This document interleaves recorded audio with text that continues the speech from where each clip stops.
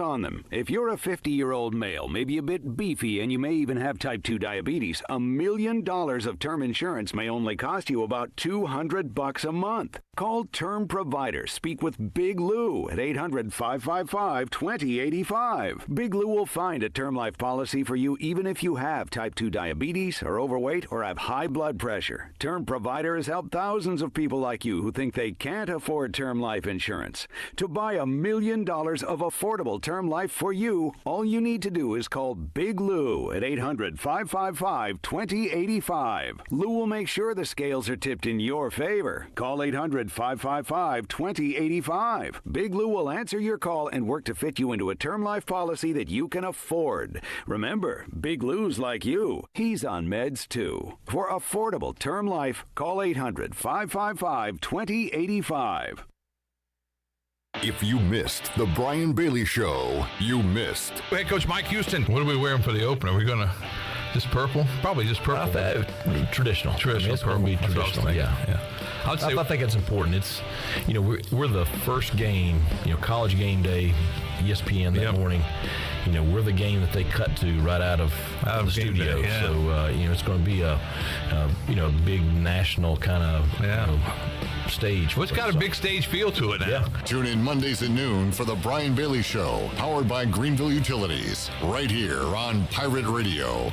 Do you need custom t-shirts, apparel, or promotional items for your business, organization, or event? Keep it local. Print it local with University Sportswear. University Sportswear ENC.com is your one-stop shop for all promotional products for your business. With over 1 million items to shop from, University Sportswear ENC.com offers high-quality products at prices to fit any budget. Visit University Sportswear ENC.com for contact information and to get shopping. University Sportswear ENC.com, the official sportswear provider of Pirate Radio. Texting while driving is dangerous. That's not new information. Yet most people admit to doing it anyway. Drivers are 23 times more likely to be involved in a car accident while texting. Know the facts and wait to text. The danger is real and it applies to you. Auto Owners Insurance. The no problem people. Information provided by Virginia Tech Transportation Institute. This is Brian Smith with Town Insurance in Greenville. Call me today at 756-8300. Go Pirates! So, how does show points work? Well, at Jersey Mike's, 6 regular number 13s plus 3 giant number 7s equals a free regular number 13. So, Pepsi and Lay's now earn more points towards free subs. That adds up. Exactly. Download the Jersey Mike's app and earn rewards towards free subs with every sub, Pepsi, and Lay's you purchase. So, how does show points work? Well, at Jersey Mike's, 6 regular number 13s plus 3 giant number 7s equals a free regular number 13. So, Pepsi and Lay's now earn more points towards free subs. That adds up. Exactly. Download the Jersey Mike's app and earn rewards towards free subs with every sub, Pepsi, and Lay's you purchase.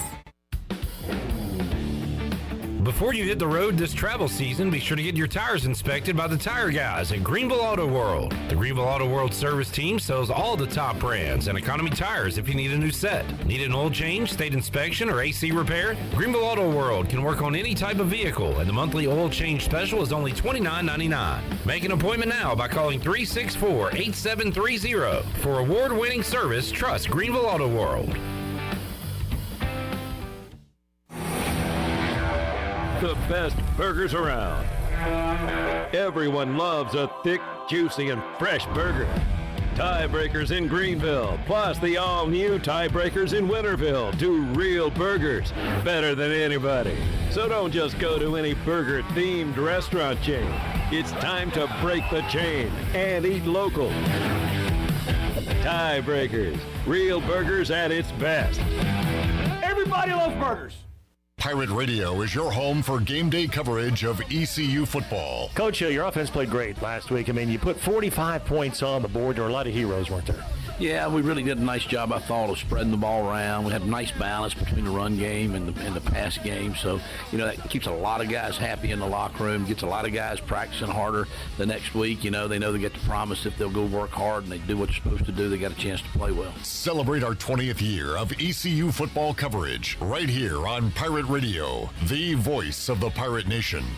Great food, great atmosphere, and great service is Ottavola Market Cafe. Ottavola is simply a restaurant that focuses on that, being a great restaurant. There's something for everyone at Ottavola. The menu offers a variety of great choices like pastas, pizzas, sandwiches, soups, salads, and seasonal rotating selections. Lunch or dinner, Ottavola is always the right call. Call ahead and get Ottavola to go, or stop by the bar for a drink with friends. It's simple. Come and eat at Ottavola Market Cafe, Red Banks Road next to Food Lion, and OttavolaMarket.com. Ottavola, pirates supporting pirates. This is Pirate Radio, WGHB Farmville, 1250 and 92.7 FM Greenville, WDLX Washington, 930 and 104.1 FM Washington. Can you be quiet, please? Thank you. Welcome to Pirate Radio Live. Hi. Tabua. Aoub. What about Aoub? Safula. Cool, neat story. Was that supposed to be funny? There's local politics, bud. Don't go over the rules. It'll take forever. Let's just get to the draft. Let's get the pumping. I got a little taco meat on my chest. It's gonna be fun. We in the thick. I mean, everybody gonna be loud. I'm gonna be loud with them. I'm screaming too. Like, yeah, let's go. Let's do this. You ready for this? I am. Now live from the Pirate Radio studios in the heart of the Pirate Nation, here is your host, Clip Brock. Welcome in to a Tuesday edition of Pirate Radio Live. Clip Brock here inside the Pirate Radio studios, coming to you today on Pirate Radio 92.7 FM in Greenville, 104.1 in Washington. We are on 1250, 930, online, pr927fm.com. And you can watch today's show on Facebook Live and on YouTube. You can chime in there with your question, comment, concern on this Tuesday, and make sure you are following us on all of our social media platforms, because we do have practice reports when they are available, pictures, video, interviews with Mike Houston and the players, and we'll get back to that on Wednesday. Why not today? We'll tell you in just a moment. Coming up on today's program, we will hear from some Pirates from past practices. We'll hear from Gerard Stringer and Malik Fleming, a couple of guys on the defensive side of the ball, as they spoke to the media a couple of days ago. Also, Double B, Brian Bailey will join us. We'll talk high school, ECU, and NFL as we approach the football season. How about the O's? They continue to win. The Orioles are one game out of a playoff spot. They'll try to get a wild card spot tonight when they take on the Blue Jays, and if the Yankees beat the Mariners come tomorrow morning, they could be in the playoffs if they started this weekend. But the O's are playing great baseball. Connor Norby is playing great baseball. We'll talk about that with Mark Brown, CamdenChat.com, who will join us on the show. And no Bryce Williams today. He has an excused absence. We'll catch up with the former Pirate tight end coming up next week. Brian Meador from ECU going to join us in the Pirate Radio studios coming up at 5 o'clock. So that'll be a lot of fun, talking Pirate football, talking intro video, and who knows what else Brian Meador has to say. We'll also open up the Rage Room. I thought Meador would be a great guest to have for the Anger Management Rage Room. So we'll do that in the 5 o'clock hour as well. So all that on tap for today. Shirley Rhodes is here, CJ Schaefer, the Chan Man, and Jonathan Ellerbe to my right on today's program. Well, Hello. Good day, mate. Are we on the wrong side of the road? Hello, Ellerbe. How are you? I feel like we're down under. We're like completely flip-flop the studio here. What's going on? You're in my seat. I'm in, I guess, the guest or Chandler seat. Chandler's in your seat. Yeah, this feels weird. I don't know. This is like, what is this, Wacky Wednesday on a Tuesday? What's going on here? It looks like opposite day. It's are y'all going to be okay? Y'all are having a difficult time with this. No, I'm perfectly fine. Okay. Jonathan Ellerbe has me worried. I haven't been this. I was fine with it. I have not been this uncomfortable since I had to ride with Troy in the Pirate Radio. Well, earlier today, Brian Bailey, great edition of the Brian Bailey Show. Former Pirate great C.J. Wilson, other high school coaches were on, along with Gentry Coward, who will be coaching in the Little League Softball World Series in about an hour. Which is very cool to watch as we do the show. No doubt. So he had those gentlemen on. He also coughed and hacked for an hour. Uh-huh. So I didn't want to sit in Bailey's sick chair today.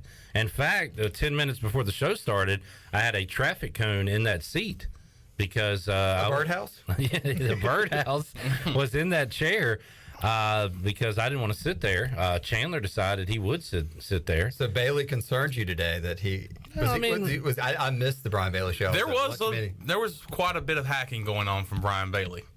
Just like all over the mic, or was he all over the room, basically? Really? I mean, majority of the time he would lean to the right. Yeah, I mean, but better safe than sorry. Why risk it? Are we declaring this like the Bailey Pox if we get sick or something? I think Chandler wants a day off, so he is like licking the microphone, doing all he can. Well, he's one day closer to Friday. He figures if he could get maybe a Thursday and Friday 4-day weekend, go for it. I can't do that because Thursday Shirley's going to be gone. Friday Shirley and CJ's going to be gone. Oh my goodness! You guys need me. I mean, but I'm taking one for the team by sitting in this seat. We may be all in quarantine by then. Over with Brian. So are you going to be back in that chair maybe tomorrow? Yeah, tomorrow will be good. So you just need now you can breathe, Ellerbe. You just need a break. And it is Brian Bailey occupies this chair 1 day per week. Yeah. You go 5 days per week, and you're calling it the Brian Bailey chair. I think it's the Clip Brock chair. Well, the Clip Brock chair is under quarantine. Is it still the same chair? Would you feel more comfortable if we moved the chairs around? No, because he wasn't really coughing on the chair. He was coughing on the mic, the headphones, area. He did Lysol. He did. So you feel better about that? So after 24 hours, I'll be okay. Should we open the doors as we do this segment or this show today, or just so? I'm fine. You are freaking out about this. I'm not switching chairs. We're losing freaking out. We're losing viewers. They can't handle seeing me in the seat. Like they get, I guess, a side profile of Clip Brock. Isn't it okay to mix it up every now and then? Don't you feel like you're doing change something it up different, a little bit, having some fun. There's nothing wrong with that. Yeah, just a Do couple. you guys want the fan? I'll bring some air circulation in there. Nah, because then it'll blow over to my face. Ooh, good point. Yeah. Safety first. Should have wore a mask on this show. You know why we did this though? Because it's a very special day. It is a very special day, and now we can both lock eyes on Ellerbe as we sing a very special song to a very special boy. I would like Shirley to return so we could really all sing along. So I will. Did Shirley? There's something wrong with her mic too. Oh no, there's a cone in her chair now. People are dropping like flies around here. It's like a game of Clue. Ellerbe, you are celebrating a birthday today. Yes, sir. It is the big day. It's the big 4-7. Wow. The Rajay Harris years. Yes, it is. He talked about that number yesterday. Very important to him. It is. And you are very important to us. Thank you. Well, and I'm glad you didn't put me in the sick chair. It's making me feel more special. You're one spot beside it. Yes. So what we do, we don't give money. No. We don't give a gift. We give the greatest gift of all, the gift of song. Look, not many people can give that gift, especially live on radio. It is just for you and only you. Shirley, would you like to join in, please, on this? As we wish a happy birthday. Even though I'm a terrible singer, yes. No, it's not about that. No, it's you're not. the thought that counts. It's the presentation. I just got to ask Shirley of where she thinks she ranks with the other 3 people that Right. You say that as if we're good singers. I just want to know, Shirley. I can't carry a tune in a bucket. Yeah. That I do know. We can't carry the bucket. How about Content Junkie? Rank the singers top to bottom. Well, I've heard those two plenty of times, so I think I'm going to go Chandler 1, Clip 2. Hey, don't with the eyes. Don't do that. Shirley 3, me 4. This is a lot better ranking than the golf ranking you gave for the Pirate Radio team a few months ago. What was wrong with it? You had me in last. I was given 9 holes. Yeah. All right. We'll have CJ reevaluate it since you're on a different mic today. Maybe that'll change. I think we should sing it in a round. Do you think we could handle that? No. Absolutely not. No. All right, here we go. 1. 2. 3. Happy birthday to you. Happy birthday to you. Happy birthday, dear Ellerbe. Happy birthday to you. Yeah. All right. Thank you. I appreciate that. All right, CJ, update your power rankings. What do you got? Chandler at the end. I mean, great ad libs. Putting that, he's the number 1. I mean, it's clear. Thank you. Did you buy him lunch today? No. I think he just sees talent when he sees it. He obviously sees you closer to him. There's clips out there on Evans Street right now, broadcasting live. Chandler, you also reminded me of my golf rankings, and now I feel bad again. Clip Brock on location outside the Pirate Radio studio today. All right, Ellerbe, you like to talk about big picture items. Yes. You like to talk about the financial side of athletics and things like that. How about the Big Ten will no longer be on ESPN? And I read for the first time in 40 years, those Big Ten nooners, those Big Ten games, no longer will have a deal with ESPN. And I guess in conjunction with that, ABC for like the late night Saturday game. So they are apparently, I haven't seen the latest, but it looks like Big Ten to the CBS, which means we can keep our college football CBS theme song. It's going to look very weird for Northwestern and Illinois. Oh my God! Yeah, the theme song's going to come in. And you're going to be like, "Oh man, are they in Tuscaloosa? Where maybe the swamp?" And then it's going to zoom in over a half-empty Northwestern Stadium, Indiana Stadium. So yeah, they're still going to have their deal on Fox, which Fox has tried to make it. The noon games, they're going there.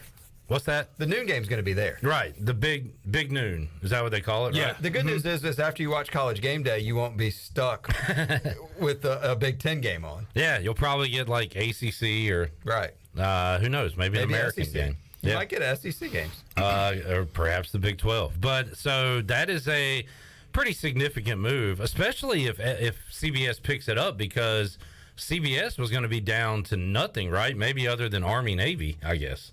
Yeah, they don't have. I guess that's their plan. It was Fox, CBS, and NBC are combining to do this Big Ten deal.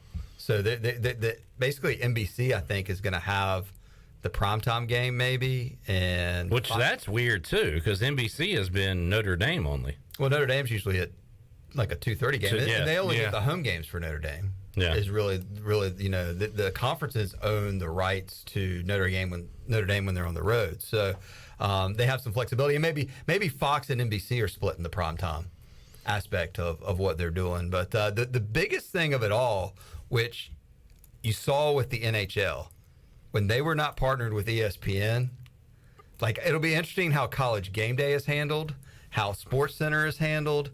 I mean, it's like, yeah, I mean, it's because they're in the business with the SEC, the AAC, all these conferences. They're going to be their partners in it, so it'll be interesting.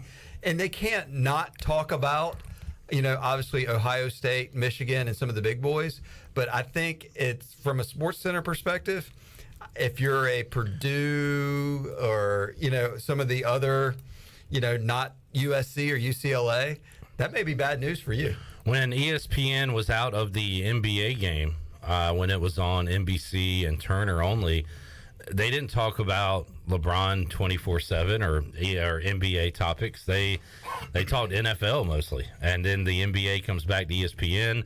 Now hockey's back with ESPN, so you'll see more hockey highlights. When that wasn't a thing, they didn't care about hockey, so they do talk about what they cover, and that's a good point. I mean, you're going to see a lot more SEC and even, Big 12, Pac-12. I don't know. I mean, they own the SEC network. So, I mean, they own the ACC network. That they're going to have a vested interest in promoting that content. So I just think, from a SportsCenter and College Game Day aspect, I wouldn't expect College Game Day to be a Big Ten schools.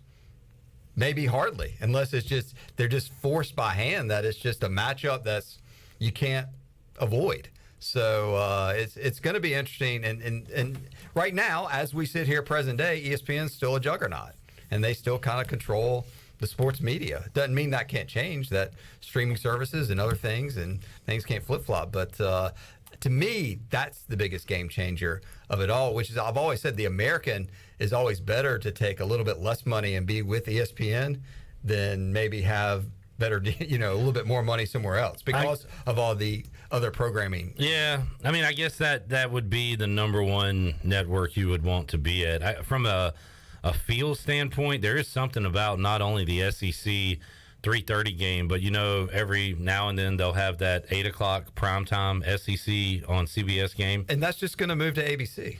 Correct. Yeah. I mean, it's just going to be ESPN and ABC are just going to have those games. The only thing is when they hit the CBS music, it's going to be a picture of Jim Harbaugh and what's the coach at Ohio State instead of Saban and the other folks. So the move clears the way for CBS and NBC to join Fox Sports as Big Ten broadcasters starting with the 2023-2024 school year. So that means East Carolina at the Big House will be 3:30 on CBS with the music. Or the big noon game on Fox? Yeah, just throwing it out because it'll be two teams coming off college football playoff appearances? Correct. Yeah. The biggest game in town, week one. A rematch from the college football playoff? So the Big Ten, and I read the dollar figure, which makes 0 cents, but so ESPN said no to the Big Ten's final offer, 7-year, $380 million per year package.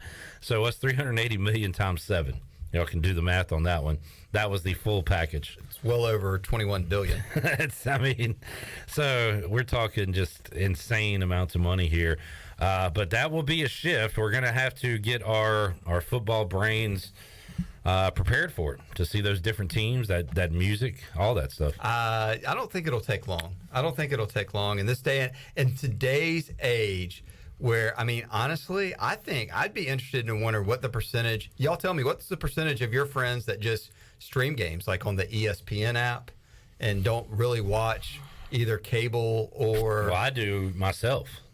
Right. I go to the different app. Which could be another factor, too. How much time I spend a majority of my stuff on the ESPN Plus app when I'm watching games. Of course, a lot of the ESPN content was so. I mean, I guess the Big Ten Network has an app that you can stream stuff on, or Big Ten. I want to say if you go to your Fox Sports app, it'll have the game that's on the Big Ten Network right from there. So you just click on that. Distribution and at ease, especially with younger fans, of being able to get those games in front of them through streaming, I think is going to be just as big as an aspect of anything. When you go to a sports bar and there's every game on TV, that's all fine and dandy, but it'll just be a change. I mean, I think the one thing you'll know, especially where we live, the SEC will still be king, and the SEC will be found on ESPN and ABC now. And I don't think other than the music and who are the announcers, Gary Danielson and yeah. Now, do they go Big Ten? I guess, do they? No, they work for the network.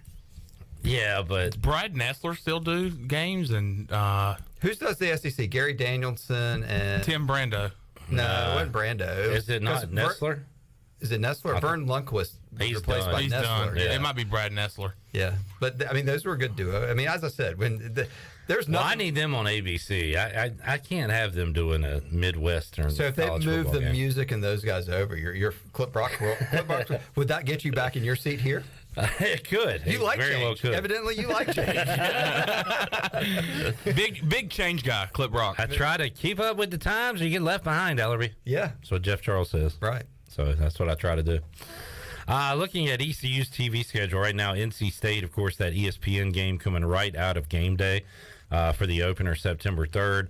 Plus for Old Dominion, plus for Campbell. And then we've got the 2 Friday night games are listed as ESPN 2 games, BYU Cincinnati. Everything else TBA with kickoff times TBA, but they'll either be, I guess the Navy game, Ellerbe, could be what, a CBS Sports maybe? Or would that be a ESPN? I think that's only when Navy. I don't know what the deal is with Navy and CBS Sports. I mean, I guess have our games been on CBS Sports? That's what the ECU Navy game was last year. They have been. Okay, maybe then that's part of Navy's. CBS gets a certain amount of Navy games, but that would be at Navy. So I would think that could be like a plus or a U or somewhere along. And all these other conference games are either going to be plus U2 or main ESPN, right? Mm-hmm. So ECU, no Facebook games this year. Like last year with Marshall. That's a positive. That was a weird deal. I mean, we watched that ECU Marshall game on top of a Bud Light box. Yeah. Here on a laptop. We probably could have got it to the TV, but I kind of like just gathering around like a tight family and watching a game on a computer. Where did Clip sit in that game? Right here. Believe it or not. I've had a lot of great memories in that spot.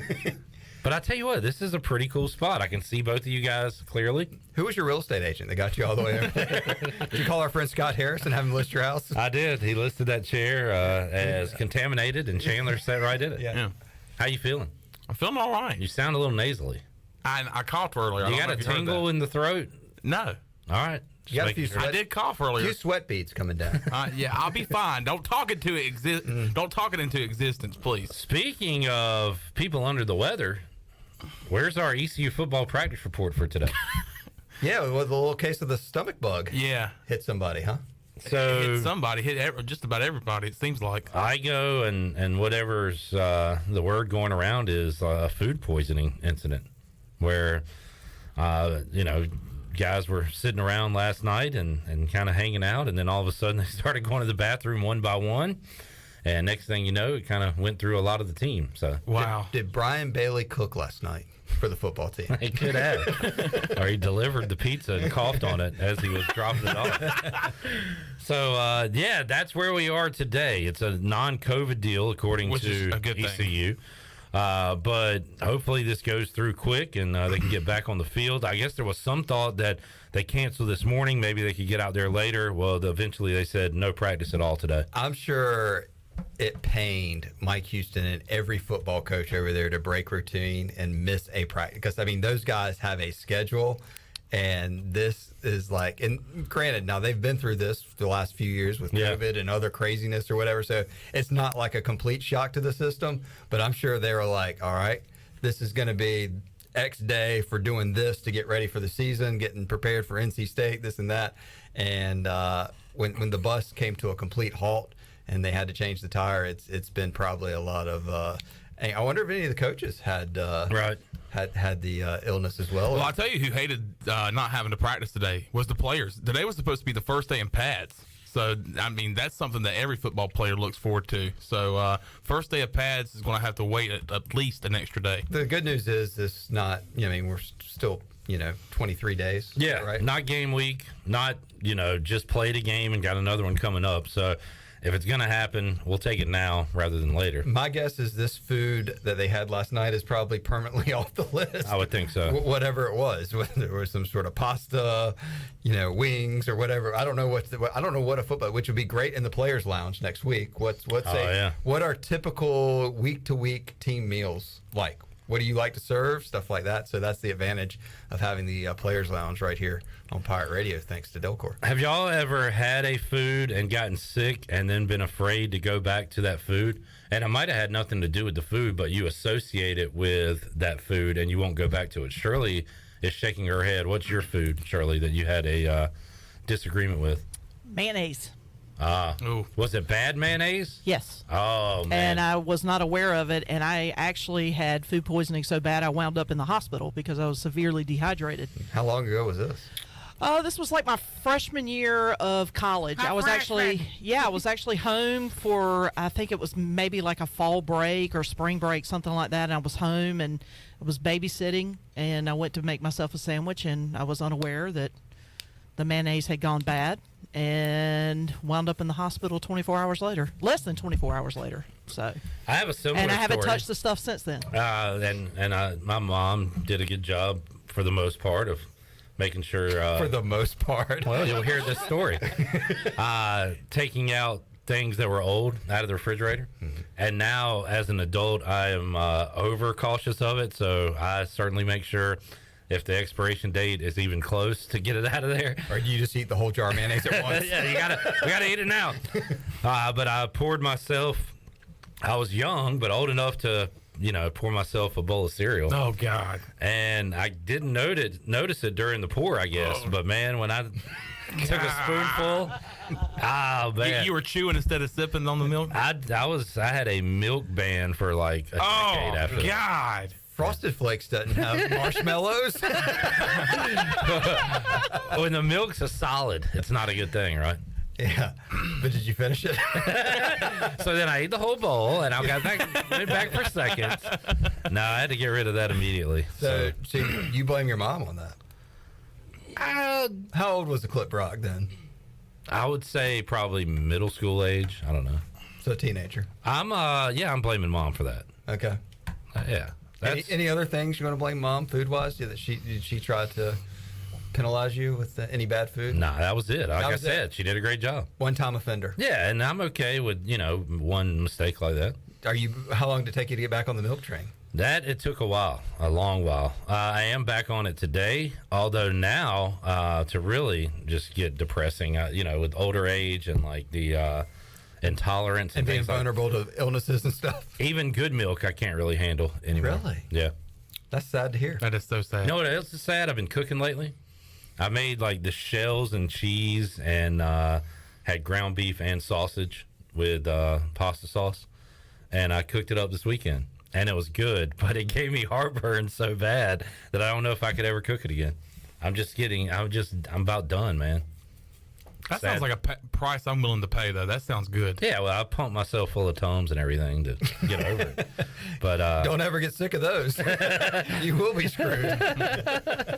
So, just part of the body breaking down. I can't think of a food that I've gotten sick on that I have written off.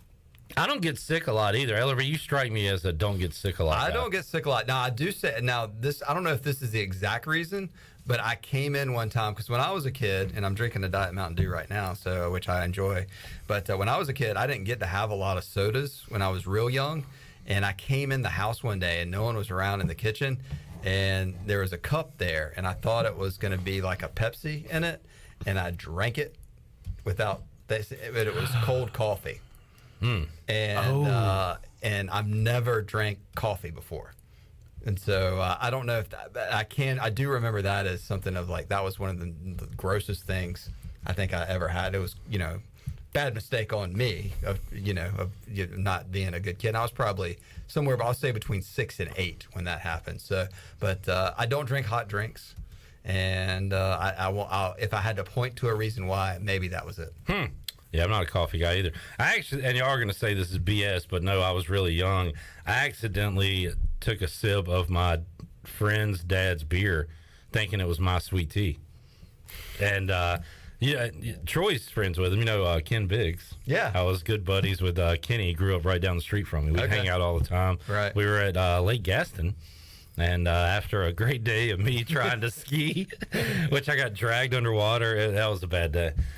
So he capped off the night with some nice sweet tea, and I grabbed the cup, and it was a beer, and I about puked. Like, how do people drink this stuff? How? This is terrible. How?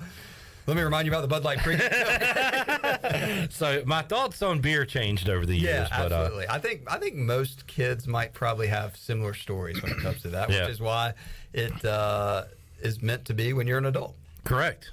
Well said. Chandler? When I was a kid, my neighbors back home in Sampson County, they had a fish fry, and I've never been a seafood fan, but that night I was like, I want to try to man up and try to have some of these catfish nuggets.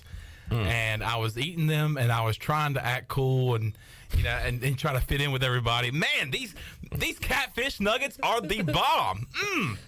Kept on eating them. I woke up in the middle of the night, and it was bad. I was throwing up and other things. I went to the bathroom about 6 different times. How old were you when you were trying to be a man? Probably about 11 years old. Right. And you don't eat seafood now, right? No. Yeah. Absolutely not. Well, he's still got a ways till he's 40. Were you chestnutting them? Like, were you in a contest? Or? No, I was just eating them, and I would like wait until somebody else would pick one up and be like, yeah, man, these are so good. And still no seafood to today? No. Zero? I can't do it. His dad runs a seafood restaurant. I know. And the smell, the texture, everything, the looks, I can't deal with it. Seafood is not my cup of tea. Why are we talking about this? Because East Carolina is not practicing football today due to apparently some food poisoning issues. We got to get to the bottom of this. Correct. And you're right, Ellerbe. That will be a good topic next week on the Players Lounge when we talk to the guys, the Delcor Players Lounge. I had a great chat with the fellas yesterday. If you missed it, of course, it's available online from our show on YouTube and Facebook, also in podcast form. And we will serve it up on our airwaves, Shirley Rhodes. Not tonight at 6 because the Brian Bailey Show will be tonight at 6. How about Wednesday? Yeah, Wednesday and Thursday night you'll hear the podcast. All right, so there you go. We'll re-serve that to you, hot and fresh, and you will not get sick from it. Will you be able to listen to it? Was my next question. Are you going to be concerned about the microphone when you listen to it? The Brian Bailey Show? Yeah. If you hear it, are you going to be listening to the content, or are you going to be thinking about the microphone being coughed on? I'm going to listen to it. I'm going to listen to Brian Bailey's show just to hear how much he was coughing during the show. All right. I mean, I think he is a pro's pro. He did a good job of turning the mic off and coughing off mic. But I don't know how much you'll be able to pick up on the show. Okay. You act as if I'm overblowing this, which I think in turn you are overblowing it. Thoughts? More on you than me. Okay, that's how you should think. All right, fair enough. I did think Ellerbe was going to crumble when he came in here and realized that when I said that, he started to get in the seat. And I said, hey, Clip's sitting there. And he had that, it's a look that I don't see from Jonathan Ellerbe a lot. It was kind of like what the hell? You can't sit there. What the hell? It's like if we were going fishing today and you were the captain of the boat and you had a life preserver on sitting in the back. What the heck's going on here? I'm still captaining this thing, and if I'm not, we've got very steady hands to help out if I go down. I can't eat seafood. You're letting him be the captain of the ship over here. I like the look of Chandler in the captain's chair. In fact, I would like to have him host one day, and I'll be the sidekick. There we go. I'll be the Ed McMahon. How about this Freaky Friday? Hey now. What do you think, Chandler? Friday? Can't be this Friday. I got to do audio. That's why I suggested it. How about you be in here by yourself? That was your chance. I'll be in there. That would be Freaky Friday. Yeah, that would be freaky. You want to get freaky? Yeah, let's get freaky. You get freaky with me? Yeah. Y'all should just switch segments, every segment. Back and forth, like a tennis game. All right, good stuff. Ellerbe, got an interesting guest coming up tomorrow, by the way. Do you follow Freezing Cold Takes on Twitter? You're not much of a Twitter guy. I'm enough on Twitter, but I don't know Freezing Cold Takes. Freezing Cold takes tweets and videos from those blue check marks that are big in the sports world. Okay. And it's not like I think the Dodgers are going to win the World Series this year, and they don't. He doesn't say anything about them, but it's like, put your mortgage, everything you own on, Cam Newton will never make a Pro Bowl. He'll never do anything, and he'll tweet those out and say, hey, you really missed this one. When somebody's a little braggadocious in their hot takes and they're way off, he will point them out, and it's pretty funny. But anyway, he wrote a book. And Ellerbe, I have this book, and I would love to share it with you. I know you're a reader. I love reading books. It is Freezing Cold Takes NFL, football media's most inaccurate predictions and the fascinating stories behind them. And Fred Siegel is the author. He will join us. He is the man behind the Freezing Cold Takes account. So he's coming up Wednesday on the show. It's going to be an interesting chat about some of the worst predictions in NFL history. And looking forward to it. I'll have to give that a follow. Have you read the book yet? What was that? Have you read the book yet? Have I what? The who? Have you? Skim. You and Troy D looking at the title together? I've read as much of this book as Troy has. He's read the cover. Yeah. He knows the name of the book. He knows who wrote the book. Did you get a free copy, or did you have to buy this? Free copy. Okay. Yeah. All right. So do you want me to read it and take notes and send it to you? No. I'm gonna do some reading tonight. Okay. It is. It's a pretty. Sounds like book. you in school when you had a project due the next day. You started on the night before. Right. I'm better under pressure, procrastinating. That's when I do my best work. So yeah, you got to have a deadline on everything. But Chandler, if you could you host the show tomorrow so you can talk to this guy? Yeah, sure. Why not? His Amazon package with the Cliff Notes has not come in yet. But I am looking forward to that. It is one of my favorite Twitter follows because I myself have put out some bad takes over the years. Yeah, majority of it is sports, but the funny ones are like I saw he had a message board from like 1999 when SpongeBob started, and somebody wrote in that message board that SpongeBob would not last like a whole season. The worst cartoon ever. Worst cartoon ever. It will not be anything. It sucks. And SpongeBob went on to have, 20-some seasons. Yeah. And I think he might be doing episodes still. So still rocking those square pants. I know, for example, Ellerbe, remember McLovin from the Dan Patrick Show? Who has his own show now. He's just hosting the Jim Rome Show. And was filling in for Roman today. This is an example of it. This is from April of 2012. Andrew Perloff. Luke Kuechly at number 10 to the Panthers is not going to work out well. Tacklers are easy to find. I know he can cover tight ends, but come on. That's an example of a freezing cold What was take. an example of a freezing cold take that you're worse, you think? We went over some of these the other day. Boy, I've had a bunch of them. I try to forget those though. Have you had more? You're doing a good job. Well, I think about my good takes, like when Mike Dunleavy Sr. got hired by USF. I was like, "There's no way in hell this works out," and it didn't. So I feel good about that. Didn't he get hired by Tulane? Yes, he did. It was a cold take of mine to say he got hired by the wrong school. Would my Frank Haith take be a example? Not really. No. Did you tweet that? No, I don't think so. said it on- But I did say it on live sports talk radio. Yeah, there you go. But I mean, here around these parts, we had a lot of people about Motown and apologies to Comfort. There were those would be examples. Those were freezing hot radio takes. Yes, they were. Thank goodness Twitter. I went through mine. I went to the Coach Mo radio show after week 2 when he beat NC State and told him that he had brought a swagger and confidence to this football program that I've never seen. Absolutely. Thank you. And then went downhill from there.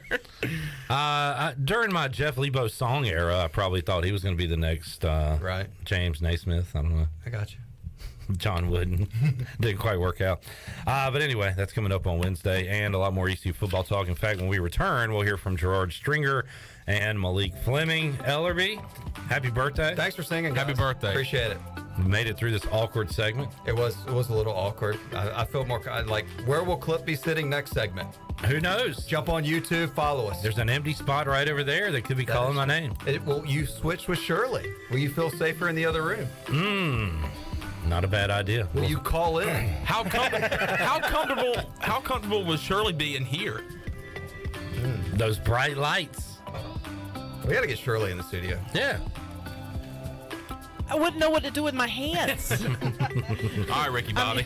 I'm used to doing all of this stuff. Yeah, we need to bring her board and her computers and laptops and everything in here. You need to go to the other room so you can read your book during the commercial. We'll take a time out, come back. We'll hear from Gerard Stringer and Malik Fleming, Pirate Defenders, when we return after this.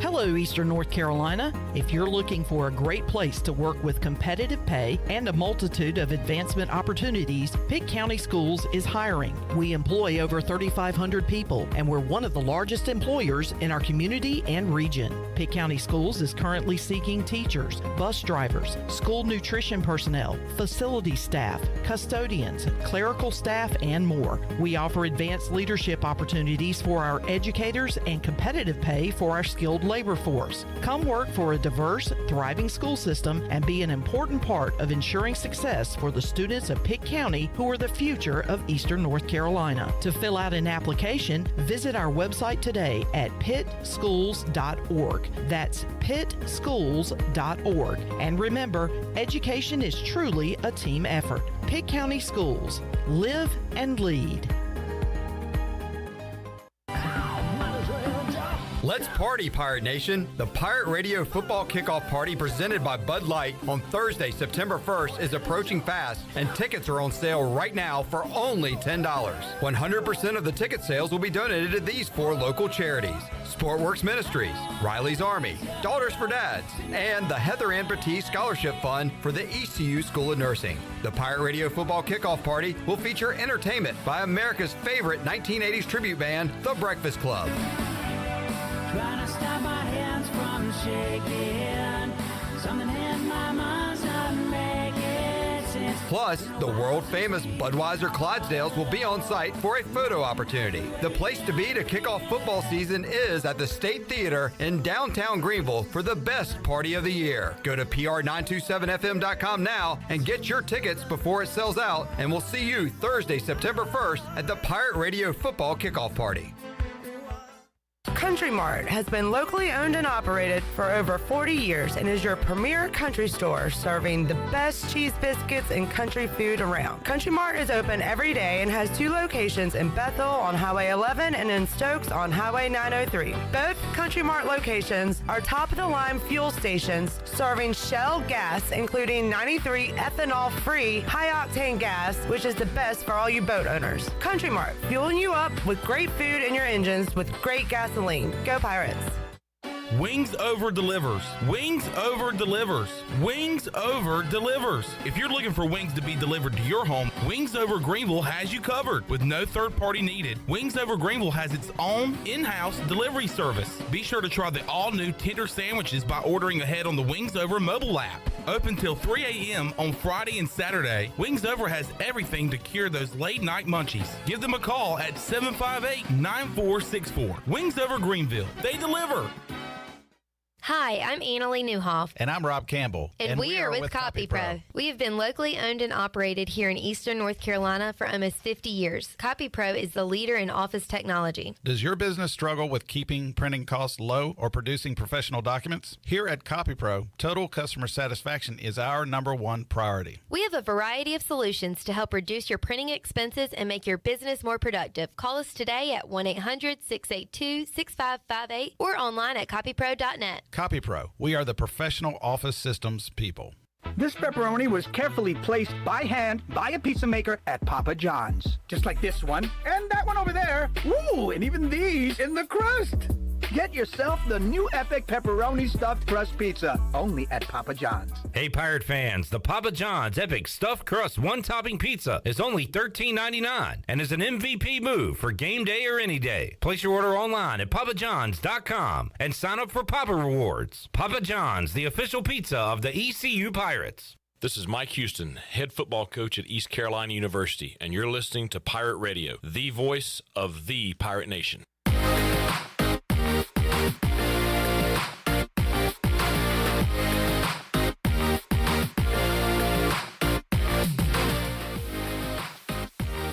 You're listening to Hour 1 of Pirate Radio Live. This hour is brought to you by University PC Care, your local tech support experts for all your personal and business needs. Visit universitypccare.com to learn more today. Now, back to the show. Welcome back. Are you in outside sales and looking for an opportunity to increase your earning potential? Well, CopyPro has been in Eastern North Carolina for over 45 years and continues to grow each year.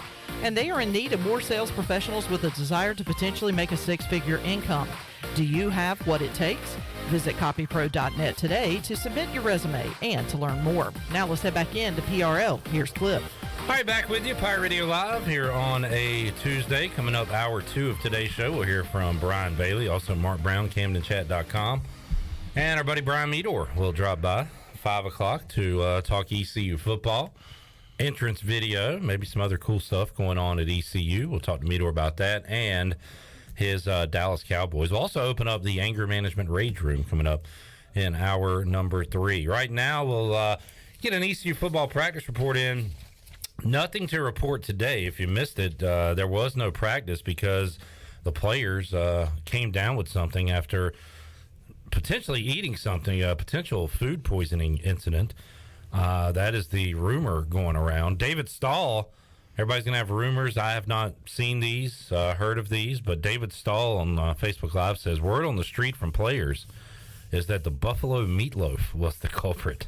I wouldn't have gotten food poisoning because I would not have eaten buffalo meatloaf. I've heard of buffalo wings, buffalo chicken, buffalo soldier, buffalo chicken dip, buffalo bills, buffalo bob. Buffalo Bill, I should say. Have not heard of Buffalo Bob, but I've never heard of buffalo meatloaf. And it does not sound appetizing. And it sounds like if that was the culprit, this buffalo meatloaf was not appetizing. Yeah, apparently it caused a whole dismissal of practice for one day. So, you know that buffalo meatloaf is somewhere going, yeah. And I am a meatloaf fan. We did that right there. My wife has good meatloaf. My grandma did. My mom. I'm a meatloaf guy. I haven't had meatloaf in so long. I can't tell you the last time I had meatloaf. I forget how it tastes. Love a meatloaf with mashed potatoes. Combine it into one bite. Man. But buffalo meatloaf, I don't know, man. I don't know if I can put some ranch on it. I maybe put a little ranch on it. I like some ketchup on my meatloaf, a little barbecue sauce. Every now and then I'll go. You like the barbecue sauce on it? Every now and then I'll go A1 on it. Love some A1. Before things took a sour turn, we talked to a couple of Pirate defensive players, Gerard Stringer and Malik Fleming. And let's hear from Gerard first. He was asked how camp is going for him so far. it's tough, but we all getting through it. Everybody pushing each other. We all playing hard, playing fast, and playing physical. So everything, we just feeding off each other and making sure everybody doing their job. All right, Gerard has battled some injury issues. He was asked how he's doing health-wise. Yeah, I feel 100%. I get in that training room every day. I stretch. After workouts, after practice, I stretch. I do everything I need to do for my Achilles, and it helps me. So I be together. I get in the train, the cold tub, and it helps my legs. So everything just coming together. All right, year 3 of Blake Harrell came in, during COVID times and unable to implement everything he wanted to. Was really playing from behind, but it's a different story now. And Gerard Stringer talked about the defensive chemistry that this team has. Yes, chemistry's been good. Everybody's on the same page. We're starting to work with different guys, having different groups. So we're getting to learn how to play with each other and how to learn each other, and we're doing a great job with that. Chandler, you're a Jairo Wilson guy. Gerard Stringer plays at that same position. Is there a chance we could see on the field at the same time? Is that something Gerard Stringer would like to see? Yeah, that's the goal. Hopefully we get that done, so we can play at the same time. But obviously, whatever we need to do to get the help the team, that's what we're gonna do. It's a nice 1-2 punch to have with those two guys, and just part of what we'll see maybe across the board with this East Carolina defense. A lot of interchangeable parts, especially there with Stringer and Wilson. Chandler. Yeah, absolutely. They're both guys that are fast, they're physical, they get all over the football field. I feel like they're both guys that can strip the football out. I know Jairo Wilson is, but Gerard Stringer, he did miss that 1 year. Gerard Stringer's been here a long time here at East Carolina. Made an immediate impact his freshman year back in, I think, 2019. I was trying to think. So he came in for an injury. Was it Ramsor maybe? Was it Ramsor? Because Ramsor did tear his ACL, and I want to say it was Ramsor. I was trying to remember who he came in for and made a name for himself, and then he himself had an injury, which is where kind of Jairo took over. Yep. And now they're kind of goes hand in hand now, and he's also a guy. I said physical a while ago, but he'll lay the lumber too. Some big hits in his career, especially a few last year. But yeah, excited to see a fully healthy Gerard Stringer combined with my guy Jairo Wilson this upcoming season. We talked yesterday to Rajay Harris, number 47, and it has a lot of meaning to him. And he talked about that with his dad, who played football, was a good football player. Wore the number 47, gave up football after having a child. And then Rajay himself has a child around the same time. He did not stop playing football, so he's playing for himself, for his dad. Gerard Stringer has a story behind his number 7 as well. He was asked why he's wearing the number 7. So my brother passed away in 2014, so he wore number 7 in high school, so I decided to keep that. And my dad grandma passed when he was 7, so it always been like that number for me. And my dad always wanted me to wear it, and I didn't want to wear it. And I was always like scared of number 7 because everything bad happened with number 7. But I decided to just embrace it, and now I love it. So that's all I know right now. Ever since high school, that's been helping me push through. Like that's been my motivation, my why. And we talk about it in the locker room, like in here, what is our why, and that's my why, 7. And that being that my brother and how my dad like took that role as the 7, like that's why I do what I do. All right, Gerard Stringer there, kind of neat how he looked at it. He was kind of scared of the number 7, looked at it as an unlucky number, and now has learned to embrace it. And he's got a very special reason he wears that number. Yeah, absolutely. And a lot of people you talk to, it's like, well, it's the first number I got. I'll just, it's what I'll stick with. It's kind of how I was when I was an athlete. I wore number 55 in football and just kind of unlike you, I hate change. But I kept 12 in baseball. But to Rajay Harris and Gerard Stringer, it just means a little more. I like that you said when I was an athlete. That was cool. Like, because there was a time where you were an athlete, and people don't know that. No, people don't know. People forget that you were an athlete. I'd love to hear more about when you were an athlete. You don't want to. All right, fine. I was honorable mention in baseball in my conference. Okay, not bad. First baseman. Honorable mention first baseman Chandler Honeycutt here. Yeah. Former athlete. And let's go to the academic side. I was the principal award recipient at my graduation. And you were in Beta Club, right? Was in Beta Club. Was in the FFA. Was in... how's farming going for you? I was the senior class president, SGA. How's the farming life going for you? Going great. As a future farmer. Corn's a little dry in Sampson County. But, yeah. All right. I mean, what... I did grow up... I grew up... Look, Jeff, listen, Jeff. I helped my dad in the summertime on the hog farms. All right. Nobody's saying you didn't. I wanted the people to know that. You got a very packed resume, I will say. Well, I appreciate that. Good stuff. All right, sure, let's take a break. We'll come back and we'll hear from Malik Fleming. With the departure of Jaquan McMillan and Nolan Johnson, is the cupboard bare at cornerback? Not so fast, my friend. Malik Fleming and a group of corners ready to step up here in 2022. He'll talk about it when we return on Pirate Radio Live after this.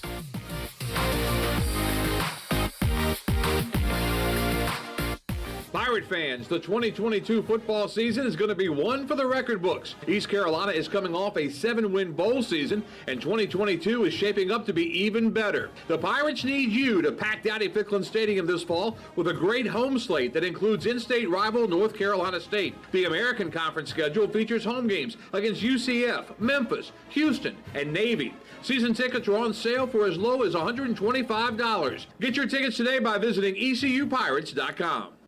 You've worked hard to make your business successful, and that's why it's really important to always have a bank that's in your corner when you need them. This is Chris Richards from First Bank, and our experienced team of local bankers includes Lee Watson, Ashley Capps, Bonner Latham, Josh Hooten, and Heath Nisbet. To get the business services that are right for your business, come and see one of our experienced team members at First Bank on Arlington Boulevard in Greenville. First Bank, together with our customers, we're creating a world where individuals and communities thrive. Member FDIC.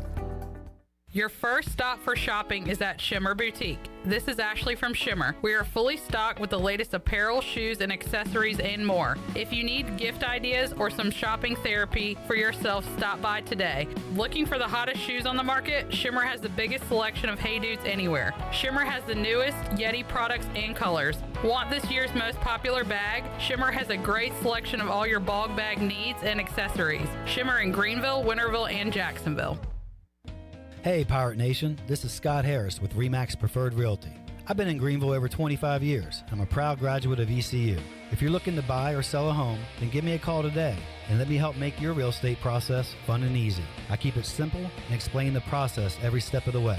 My goals are your goals. There are no long-term contracts, and you always deal with me from start to finish. The right home starts with the right agent. Call me, Scott Harris, at 347-1857. Go Pirates! Warren's Hot Dog Pizza, homemade lemonade.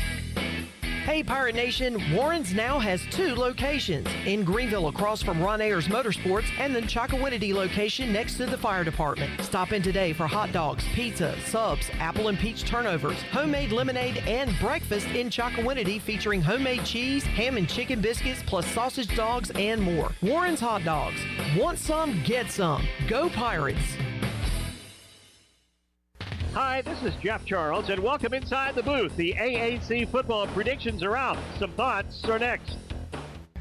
Hey, Pirate Nation, come party with us for the Pirate Radio Football Kickoff Party. It's back and approaching fast. Tickets are on sale right now for only $10. 100% of the ticket sales will be donated to local charities. Join our Pirate Radio crew Thursday, September 1st at the State Theater in downtown Greenville, featuring 80s music by The Breakfast Club, plus many more special surprises. Go to PR927fm.com right now to get your tickets before it sells out. And go Pirates!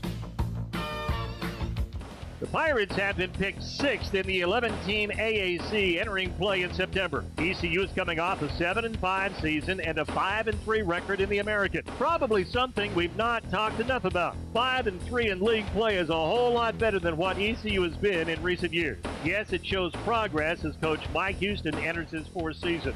Now for the rest of the league, the 3 defectors to the Big 12 are picked 1, 2, and 3. Houston is picked to win the league. Cincinnati, coming off last year's college football playoff team, is second, and UCF is third. SMU is picked 4th, Memphis 5th, again the Pirates 6th, Tulane 7th, Tulsa 8th, USF 9th, Navy 10th, and Temple in the basement at number 11. Going into the year, there seems to be a top 3, a middle of the pack, and then the also-rans. It's just about time to kick it off. Come on back again next time, and we'll visit Inside the Booth.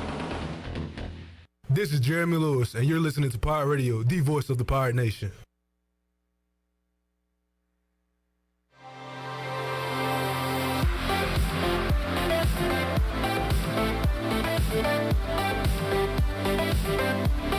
You're listening to Hour 1 of Pirate Radio Live. This hour is brought to you by University PC Care, your local tech support experts for all your personal and business needs. Visit universitypccare.com to learn more today. Now, back to the show. Welcome back. Hey, Pirate Nation, the Pirate Radio football kickoff party presented by Bud Light on Thursday, September 1st is approaching fast. The tickets are on sale right now for only $10.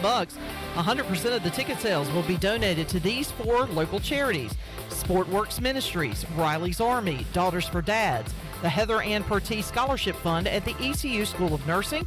The Pirate Radio football kickoff party will feature entertainment by America's favorite 80s tribute band, The Breakfast Club.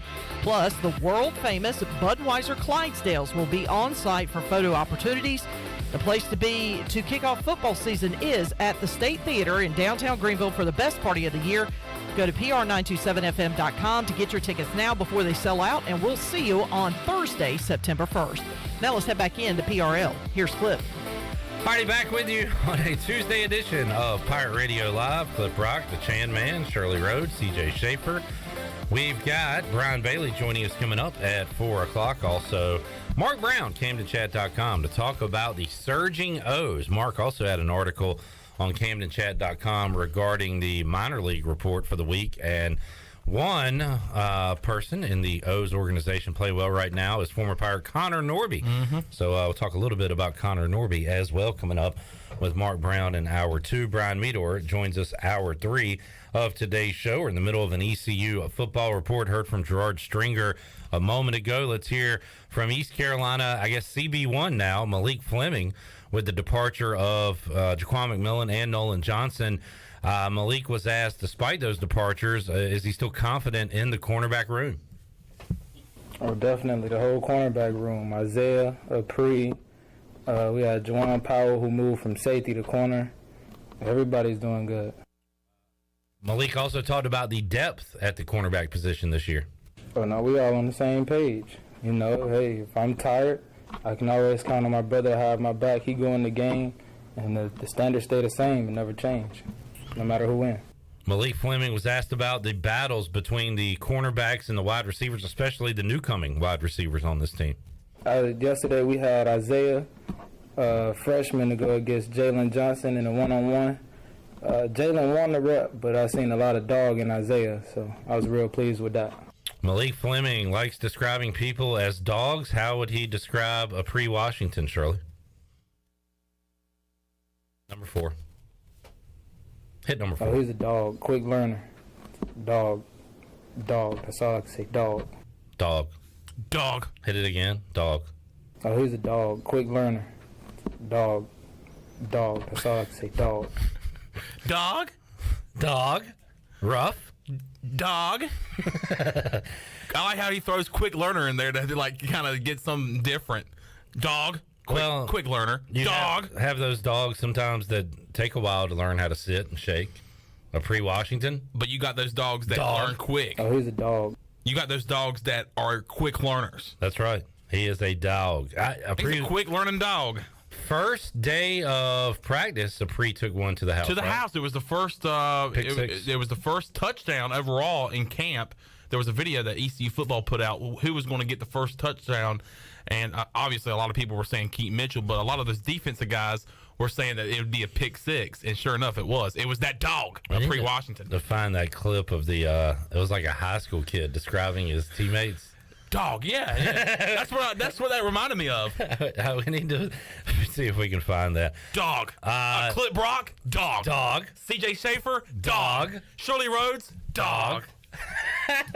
I don't remember what that was labeled, Shirley. I'll have to find it during the break. All right, let's go Malik Fleming 5. He was asked how far the defense has come along since Blake Harrell first arrived. Oh, it's way easier now. Of course, like we had a lot of freshmen to play that COVID season, but those same guys are still here now. So like we're light years ahead. It's not even close.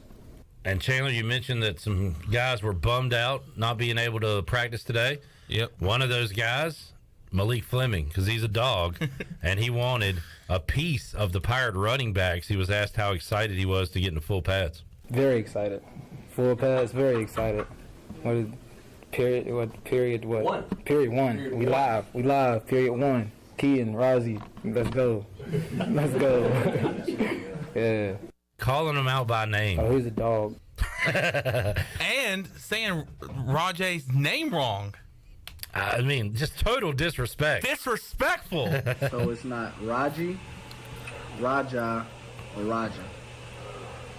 It's Rajay. You hear that, Malik? It's Rajay. He's a dog. I like how Keaton just calls him Ra. Ra hadn't fumbled all practice. Ra. Me and Ra. I like Ra.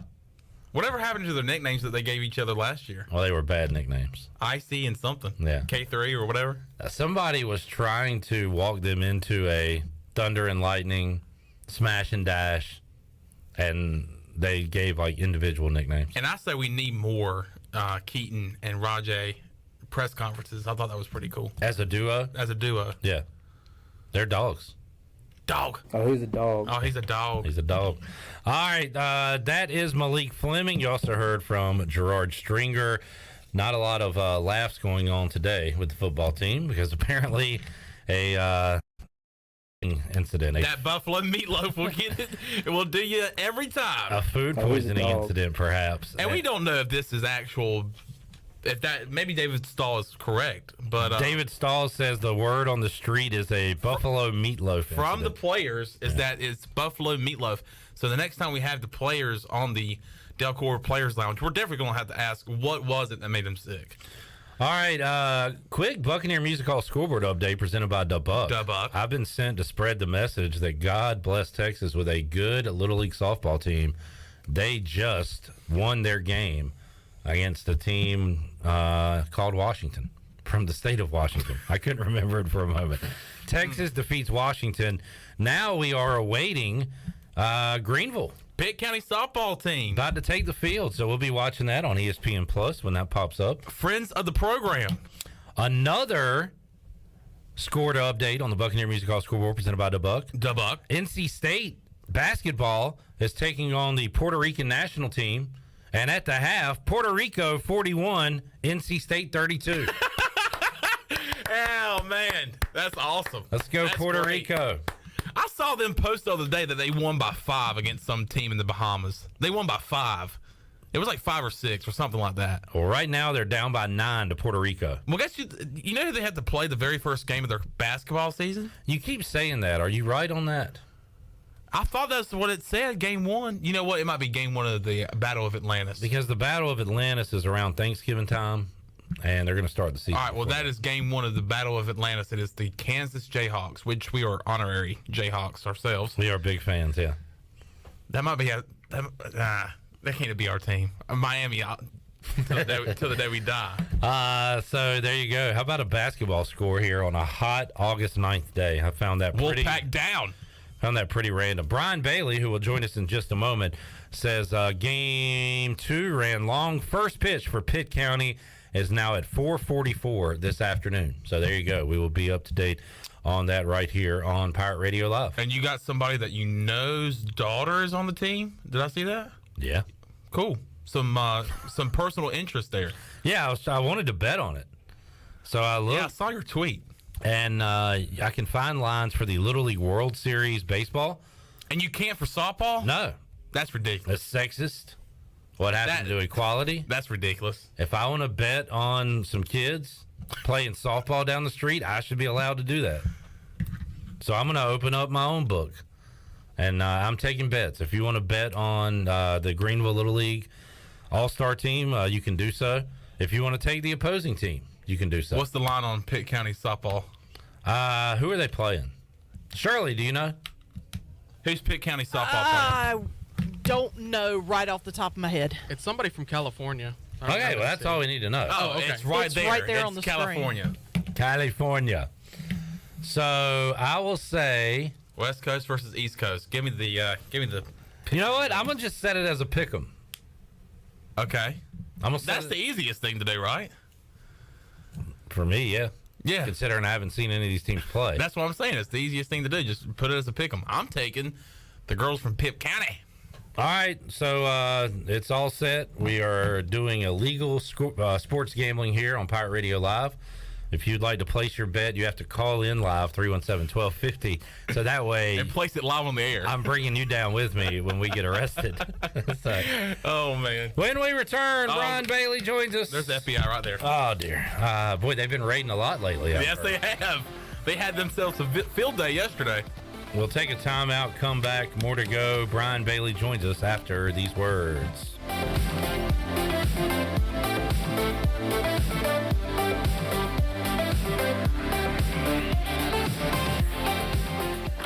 Welcome to US Cellular, where new and current customers choose any phone they want for free. Free? Even the one with 5G and lots of storage? Free. And the one with the latest everything? Free.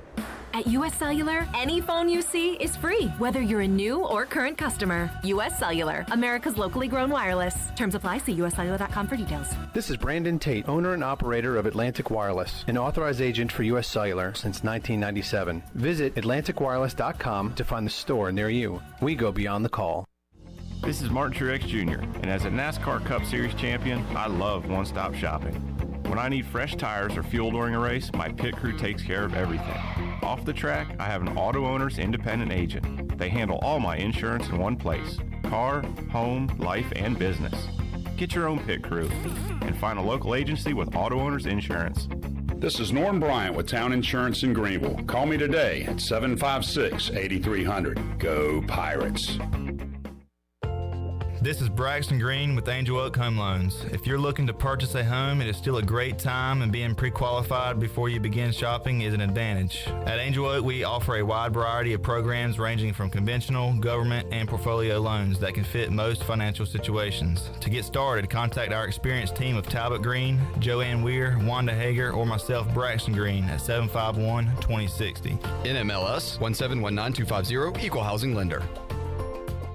Winslow's is now Fifth Street Hardware Restaurant and Tap Room. With a brand new look, Fifth Street Hardware also has a new menu and serving lunch and dinner every Tuesday through Sunday and brunch starting at 10:30 on Sundays. What else is new? Well, they have poker every Tuesday night, Trivia Wednesday with DJ Captain Morgan, and on Friday and Saturday nights they have live music open till 2 a.m. serving light appetizers all night long. New look, new name, same location on Fifth Street. Follow them on Facebook and Instagram for more specials. Fifth Street Hardware Restaurant and Tap Room.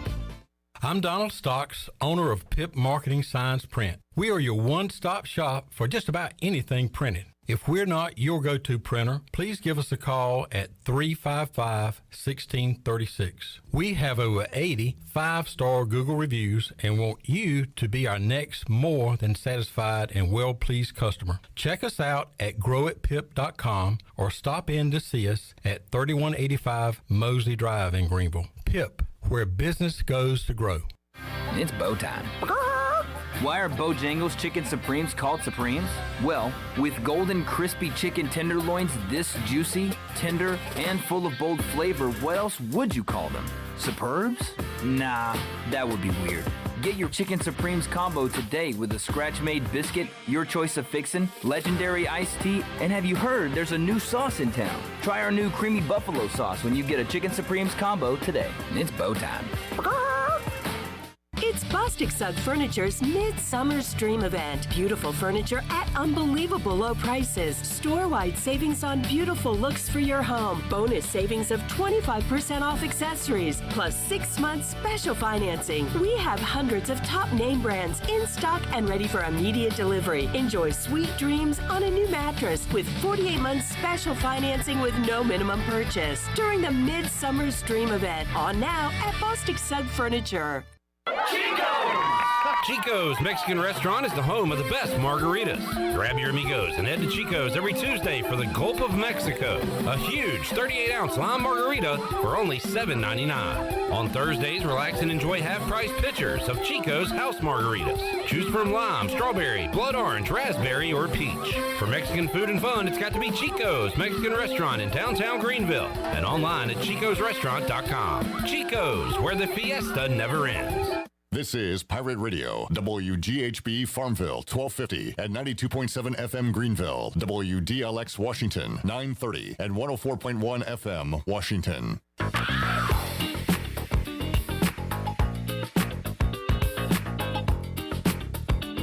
You're listening to Hour 2 of Pirate Radio Live. This hour of PRL is brought to you by First Bank. Together with our customers, we're creating a world where individuals and communities thrive. Visit the First Bank location on Arlington Boulevard in Greenville for all your personal and business banking needs. Now, back to the show. Welcome back. Do you need custom t-shirts, apparel, or promotional items for your business, organization, or event? We'll keep it local and print it local with University Sportswear. Contact them today at universitysportswearenc.com, the official sportswear provider of Pirate Radio. Now let's head back into PRL. Here's Clip. Back with you, Pirate Radio Live on a Tuesday. Thanks to Redbeard for passing this along to us. Redbeard likes to keep up with the jailbird police bookings, and found one out of Las Vegas. I know an athlete that used to play for the Raiders. The Raiders. Marshawn Lynch has been... he's been popped. He's been popped. He has been booked for driving under the influence. I couldn't tell it. I mean, he looks sober to me. What about you guys? I think he looks very sober. He looks absolutely He doesn't even have his eyes open. He's got one eye about 25% open, the other closed. He is tasting the rainbow, dude. Too many Skittles. I got to tell you, the great thing about not drinking anymore, I will never... it's literally impossible for me to get a driving under the influence because I don't drink. You know how, and people do this, uncomfortable to talk about, but you have one or two, you have a third maybe, and you're like, have I had too many? If you're asking yourself, you probably have. Yeah. But people do that.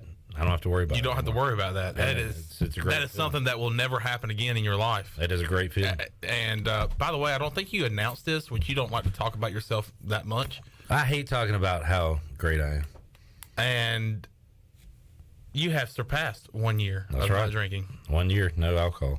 Congrats. Hey, thanks, man. 1 year of not drinking. 1 year, no alcohol. Congrats. Hey, thanks, man. Didn't seem like it was possible at the time, but then it becomes a little, becomes easier than you think. There's like a certain time span, right, where you get, like, if you can get, if you get to that first month, you can basically. I don't know if that's true or not. Maybe it is, as far as like the physical dependency or whatever kind of thing. I don't know. I don't know if that's true or not. But. You're doing good, Clip. But yeah, Marshawn Lynch, DUI. Needs to learn from you. It does really bug me that like people with money still do this when it's so easy to get a whatever Uber and Lyft and drive, friend, anybody. If Marshawn Lynch posted on Twitter, "Hey man, I need a ride," God, how many people would show up? Everybody. So that is pretty annoying. Or how, with the money that he's probably got, why not a personal driver? Yeah, he could have a personal driver whose job is to drive him, pay him a salary every month, just pick him up no matter where he's at. That's what makes it worse that we see it so often. Is that we know you have the money, you know you have the money, and there's probably plenty of people around you too when you're about to make the decision to step into the car. Yeah, that could tell you like maybe that's not such a good idea right now. Yep, but we see it all the time. I mean, I hate to bring it up because it was so terrible, but Henry Ruggs, I mean, that should have never happened. He should be Ubering, be doing something. He wasn't even drunk, I don't think. Or maybe he was, I don't know. But that should have never happened. And like you said, people with this much money should be either getting somebody else to drive them, especially when they've been drinking and out partying. Because the picture, if you go and look at the picture of Marshawn Lynch, he is obviously hammered. He is drunk as a skunk. It's very bad. His one eye is more open than the other. I can't imagine somebody being behind the wheel looking like that, that drunk. All right, so there's that. Let's now welcome in Brian Bailey. And we recorded this earlier, and I tried to hide it for a while, but then Bailey spoiled the whole thing. Talking about the softball game. Yeah, so let's just play it as is, Shirley. This is my chat with Brian Bailey for earlier today. All right, welcome back into Pirate Radio Live here on a Tuesday. Clip Rock with Double B. Brian Bailey. Got the Brian Bailey Show coming up today at 6 o'clock. If you missed it earlier today at noon, great show, BB. Talked some high school football and some softball as well. How about the All-Star Little League Softball World Series going on right here in Greenville? I tell you, and we were out at the opening ceremonies last night, and going out to the first game, 4 o'clock start time for that game. So it's exciting to see, all the pressure. Because I've talked about this a couple of times. My daughter played in the Babe Ruth World Series, but it was nothing like this. I mean, there weren't teams from all over the world. It was completely, there was pressure, but there wasn't anything like this. I can't imagine what the parents are going through and that kind of thing. But it's, it's cool to have the ESPN cameras. You got to give credit to Brian Weingarts and the Weingarts family, PJ Conley, the city of Greenville. They put on a great show for the ladies, and I think that they, I don't know how the Little League folks could want anything more, because I think Greenville opens its arms for this softball tournament. That game getting underway as we speak, their first game here in this tournament. We talked to Scooter yesterday. It's about a week-long event, Bailey, and they're going to be going back and forth and trying to see if they can be the third team from the state of North Carolina to win the Little League Softball World Series. It's a double elimination format going into, as you start off with 2 16 brackets, and then you go double elimination until you eliminate everybody except 2 on each side, and the 4 teams play single elimination to determine a champion. So, a lot of softball to be played coming up. I heard you talking about it on the Brian Bailey Show with Gentry Coward, and the heat is a factor, especially for these teams that aren't used to it, right? Well, I thought it was hilarious. The high school football coaches on Monday at the Big Carolina 3A 4A Media Day were talking about, the North Carolina High School Athletic Association, limits their practice time and stuff, but these girls will come in and they'll play all day long.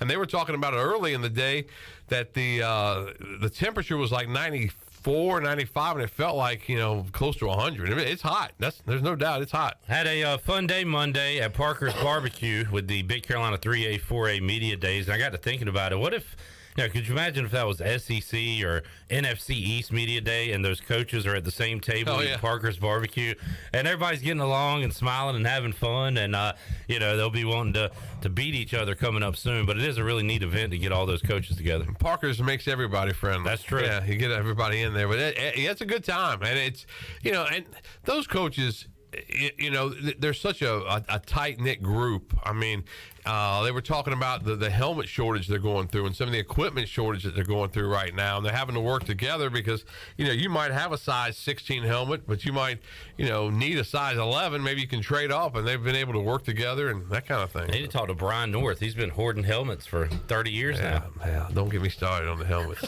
I just think that's...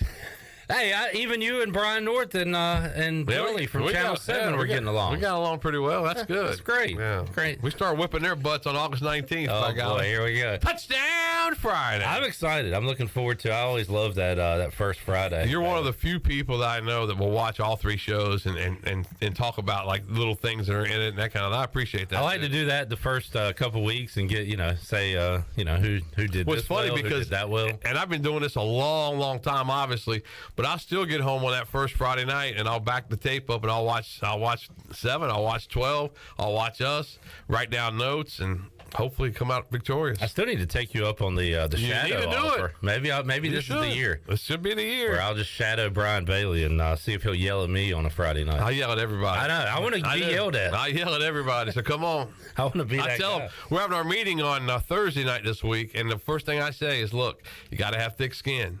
It's nothing personal, but if you're sitting around not doing anything and it needs to be done, get it done. Brian Bailey joining us in the football mode today. Unfortunately, no practice going on at ECU, at least earlier today, Bailey, due to what appears to be a battle with food poisoning. Oh, yeah, and I can't imagine that because that is something else. I mean, That's really scary during camp too. It's really unfortunate because you're losing a practice day, but hopefully they can get everybody back. But I pulled up to practice. I always go early, and I pulled up and there was nobody on the field. And I thought to myself, man, that's kind of odd. But maybe they're still in meetings or something. But usually the managers and some of the trainers are always out there really, really early. But there was nobody out there, and then I got the email out of my phone. So there you go. I guess better now than a month from now when you're preparing for a game, but still. As you said, a missed practice this time of year, very valuable. They were supposed to go full pads for the first time. Yeah, they were supposed to.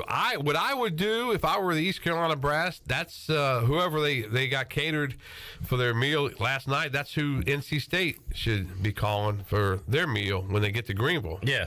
So that maybe they get. Are we responsible for their meals? No, probably not. But I think it's just make a suggestion. Yeah, sure. Worked out great for us. Yeah. Practice just about 1 week in the books, Bailey, and Mike Houston, who is about as honest, I think, as a coach can be. No coach is going to be completely honest with the media this time of year, but he kind of tells you how it's going. He seemed very positive, optimistic, I think, through almost a week of practice. How about you? Yeah, he said from the outset, I want to go out there, and I think, we've got a really good football team. We need to look like a really good football team. And I think so far that's what he's seeing out of that squad. Now, you got to go through the scrimmages. You got to try to stay healthy, but I think he likes what he sees so far. Yeah, and looking forward to another year of Pirate football. Looking forward to the Bud Light pregame tailgate, which Brian Bailey will join us on that program once again. And it's all coming. It's all here. So we're excited for it. How much of the Hall of Fame games you watched last week?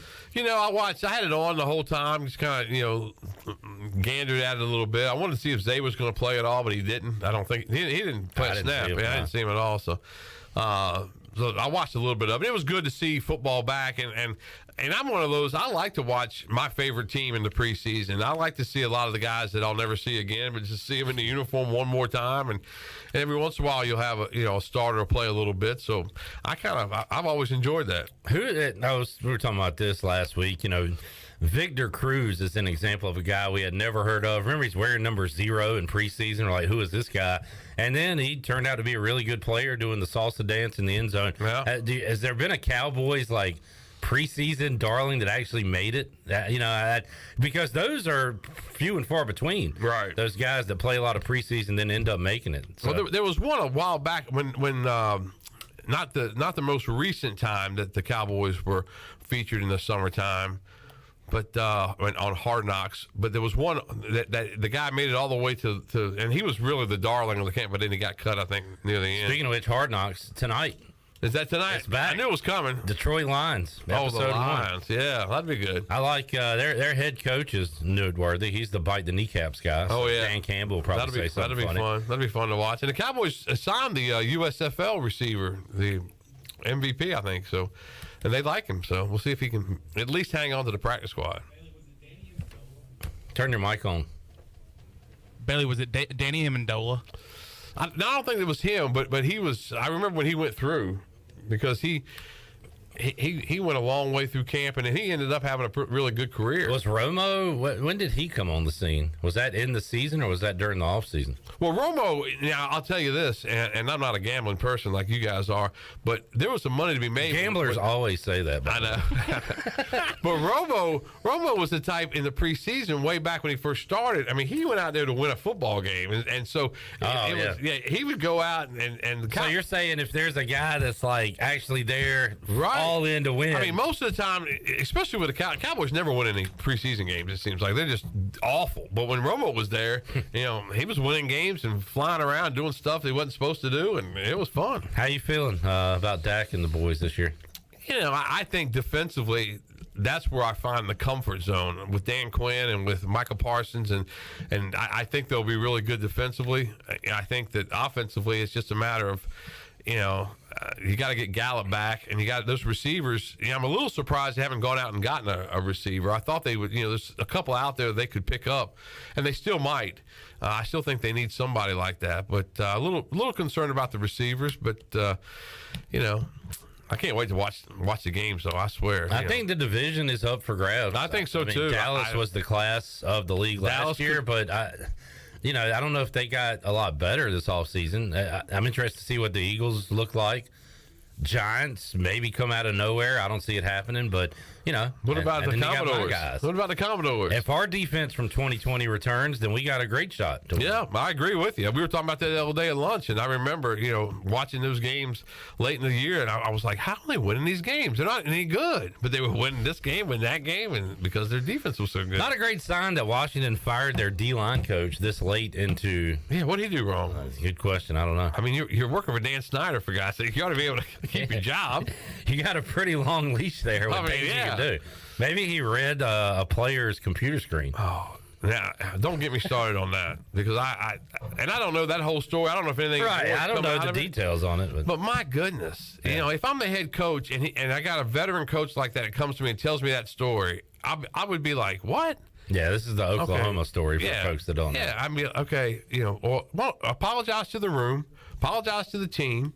You always now, as I said this to Melissa the other day, we were eating breakfast and we were talking about it, and she said, "Well, there may have been something more." Well, if there is, if there is more, then that's fine. But if that's all there is to it, I just don't get it. And I don't know what the word was, but obviously it was something that shouldn't have been said. But was that a catch? I guess it was. They're calling it a catch. What, are you going to go out there and heckle Little League softball umpires after this? They're volunteers. How about that? That's one thing I would not do, is volunteer as an umpire. In the Little League Softball World Series, the grandest stage.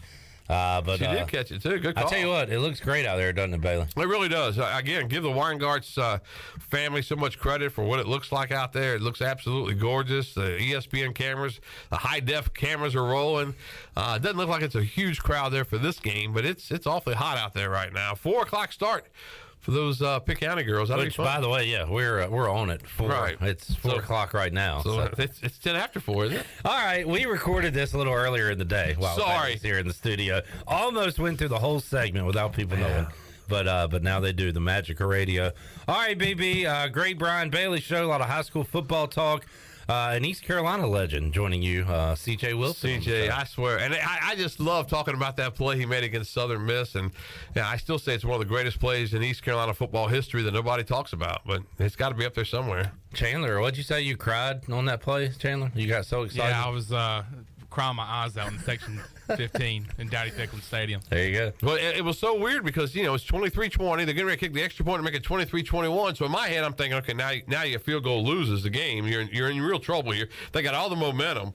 And then old big boy CJ, he comes through and blocks it. He took it to the house. And then he picks it up, and he ran. And it cracks me because, I started thinking back. I was in high school. I was carrying that football like I was running the ball for Northside High School. And that was to clinch the East Division, right? Yeah, it clinched the home game, too. Jeff Charles got so excited he called it a touchdown. Touchdown, Pirates! C.J. Wilson, 2 points! Yeah, everybody was jacked up. It was such a unexpected play, and as you said, a huge play at that time. So it was great. One of the greats. He's at North Pitt this year. I've enjoyed talking to these area coaches and looking forward to some Friday night lights. We'll have Conley football back here on Pirate Radio. The high school huddle with Morgan Ehlers coming up this Friday night. Kind of a preview show to get you ready for next Friday. Touchdown Friday, ready to go, Bailey? If you had to do it this week, could you do it? Yeah, we could. All right. We just have to hustle a little bit. But we've got a couple little things we're still trying to tweak, trying to get some scripting out and that kind of thing. And it's one of those things that once you get everything done, it kind of rolls itself. But you get so much help, and we appreciate all the help that we get. And I know the guys at 7 and 12 appreciate the help that they get as well. So, and one of the best things to do on a Friday night is you go and you shoot your part of the game, your game. If you go into another game, you hop in the car and you start trying to figure out, is Conley winning? Is Rose winning? Yeah. On the dial. So there aren't that many high schools that have their games covered, but Rose and Conley are two that do. We are having little buddy Brian Meador on the show later today. Oh, good. And y'all's relationship still going on? Oh, yeah. That's right. Y'all's relationship. I tell you what, of all the relationships you've had, Bailey, that's got to be the longest, right? It's got to be, yeah. We go through lives like nothing crazy. Good stuff. BB, thanks for joining us, man. We will see you next Monday. Huge show on the Brian Bailey Show. Should be fun, Monday. yeah. Mike Oresco, Skip Holt. So look forward to that. Should be good. Thank you, BB. Bye. We'll take a break, come back, have more for you here on Pirate Radio Live on a Tuesday. Back with you after this.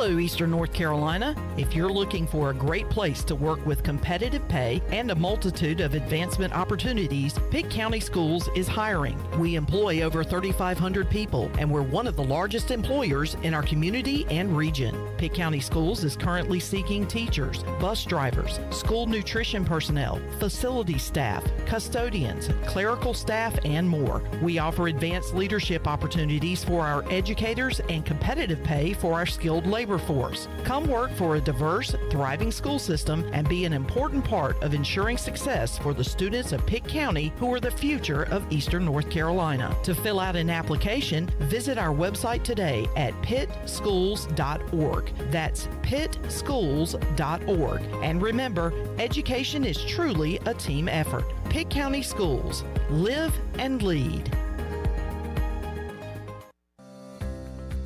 Do you want to get rid of wrinkles, tighten and lift your skin, smooth skin texture, erase veins and brown spots, and get rid of unwanted hair? Are you interested in Botox or filler? Contact the licensed professionals at Beauty Bar Medispa on Red Banks Road in Greenville. Free consultations available. Visit us at beautybarmedispa.com. Follow us on Instagram and Facebook. Enjoy your visit. Love your transformation. Go Pirates! Last year, we found out that I had cancer. We were all super scared. Mom and Dad said they don't know what we would have done if Riley's Army hadn't been there for us. We invite you to join us on Saturday, August 27th at the Hilton Greenville for the Glow for Gold Gala, benefiting Riley's Army, presented by Grover Gaming. Tickets can be found at rileysarmy.com or by calling 252-481-4471. Riley's Army hopes that you never need them, but if you do, they'll be there for your family, just like they were for mine. Chico's Mexican Restaurant is the home of the best margaritas. Grab your amigos and head to Chico's every Tuesday for the Gulf of Mexico, a huge 38-ounce lime margarita for only $7.99. On Thursdays, relax and enjoy half-price pitchers of Chico's house margaritas. Choose from lime, strawberry, blood orange, raspberry, or peach. For Mexican food and fun, it's got to be Chico's Mexican Restaurant in downtown Greenville and online at chicosrestaurant.com. Chico's, where the fiesta never ends. Tired and sluggish? Down in the dumps? Or do you just have the blahs? Well, maybe you need to hydrate. Revive Health and Wellness offers IV hydration, which can help you with lack of energy, improve your mood, assist with immunity, and even fix a hangover. Call today to set up an appointment at 350-1805. Locally owned and operated by Samantha Casper, Revive Health and Wellness has a new location and is ready to serve you. Stop by at 2459 Emerald Place in Greenville or go online at revivehealthwellness.org. When I need jeans, I order online because I know exactly what I want. They have just one moving part, and if there's something wrong, I exchange them. Buying a vehicle, especially pre-owned, is way different. Lots of moving parts. You don't want to get stuck. For a worry-free purchase, visit Phelps Chevrolet. We've been here in town a very long time. You know us. You know we stand behind everything we sell. Phelps Chevrolet in Greenville. Come get you one. It's bow time. So it's game time and you got a bunch of rabid fans. Dad, we're hungry. You head out to fire up burgers and dogs and go from grill master to MVP. And then you realize you're out of gas. Yup, out of gas on game day. What do? Drop a big bow box on it. Game on. Feed a family of 4 with 8 pieces of chicken, biscuits, fixins, and tea. It's bow time. This is former ECU football player Bryce Williams, and you're listening to Pirate Radio, the voice of the Pirate Nation.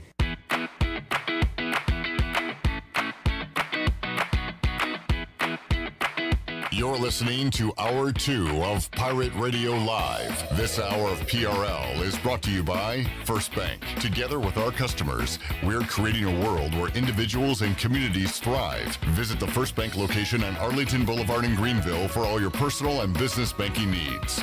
Now, back to the show. Welcome back. From sales to service, Greenville Auto World has all of your vehicle needs covered, and you can shop all of their inventory now at greenvilleautoworld.net. If you're also looking for someone to service your vehicle, they have a full service and repair facility. They do brakes, oil changes, tires, inspections, and repair any kind of vehicle. Greenville Auto World, right across from Speedway at Bells Fork, and online at greenvilleautoworld.net. Thanks to Tim Sutton and Jim Rogers for their sponsorship of the program. Now let's head back into PRL. Here's Clip. Back with you on Pirate Radio Live here on a Tuesday. Clip Rock, Chandler Honeycutt, Brian Meador going to join us in our... That was not me. Wow. I just wanted to point out that I didn't screw that up. Well, if you didn't do it, I guess we got to talk about who did. No, it was me. I will admit that I screwed up there. I am not used to twisting the dials here at Pirate Radio, but I've done a pretty good job of doing that. I just got caught sleeping there. So, sorry. Yep, head on the swivel. Got to be always ready. We were talking about Marshawn Lynch earlier and the terrible decision that he made to drink and drive. Mike P. on Facebook says his personal driver could be called Carshawn Lynch. Hey-o! Hey-o! Pretty good. I love a good Mike P. punchline. Just saw this on the Twitter machine. Cameron Smith has reportedly signed a $100 million deal with Live Golf. He's living it up, isn't he? He's living it up and going down. He is joining Live. So the big names keep a moving to the Live Tour. And how long will Harold Varner III hold out? I don't know. I thought I read that he's being advised by Michael Jordan not to go that route. That could be the decider there. If Jordan says, "Hey, you're my brand." Yep. You're wearing my brand. You're cashing them checks. Let's keep on cashing them here on the PGA Tour. Then if I'm Harold, I'll probably say, "Okay." Absolutely. And then the dollar amount that he would be offered if he takes that to the Jordan brand, I'm sure they would bump him up and give him some more cash. So he's in a good spot. Oh, absolutely. He's in a great spot to be in. I wouldn't be worried if I were him. Not at all. I'd be glad that I have the GOAT, Michael Jordan, being my brand, the Jordan brand. So, yeah, I think he's in a pretty comfortable spot. That he is. All right, let's head back out to the Pirate Radio Live line. How about them O's? They knock off the Orioles last night, and Baltimore right now is one game back. That's right, just one game back of the final wild card spot. They're chasing the Mariners right now, and the Mariners are playing a series with the Yankees. If things break right tonight, the O's could be sitting inside of a wild card spot. Let's talk about all that and more with Mark Brown, CamdenChat.com, who joins us today on Pirate Radio Live. Mark, how you doing, man? Clip, I am doing great. You know, it's August the 9th, and the Orioles are one game out of a wild card spot. It's beyond my wildest imagination for the 2022 season. So I'm pretty excited about it. It's awesome. It's been fun to follow and great to chat with you this year. Our most positive conversations we've had this late in the year, maybe ever, since we've had you on the show, Mark. So that's exciting.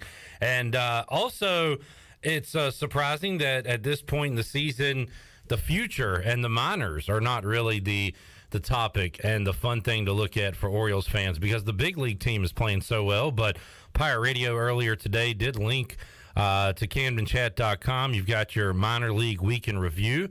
And Connor Norby, former Pirate, is on a tear right now, Mark. And who knows, maybe a future O. But he's looking good, along with other players in the O's minors. But good to see Connor Norby hitting the ball well down there.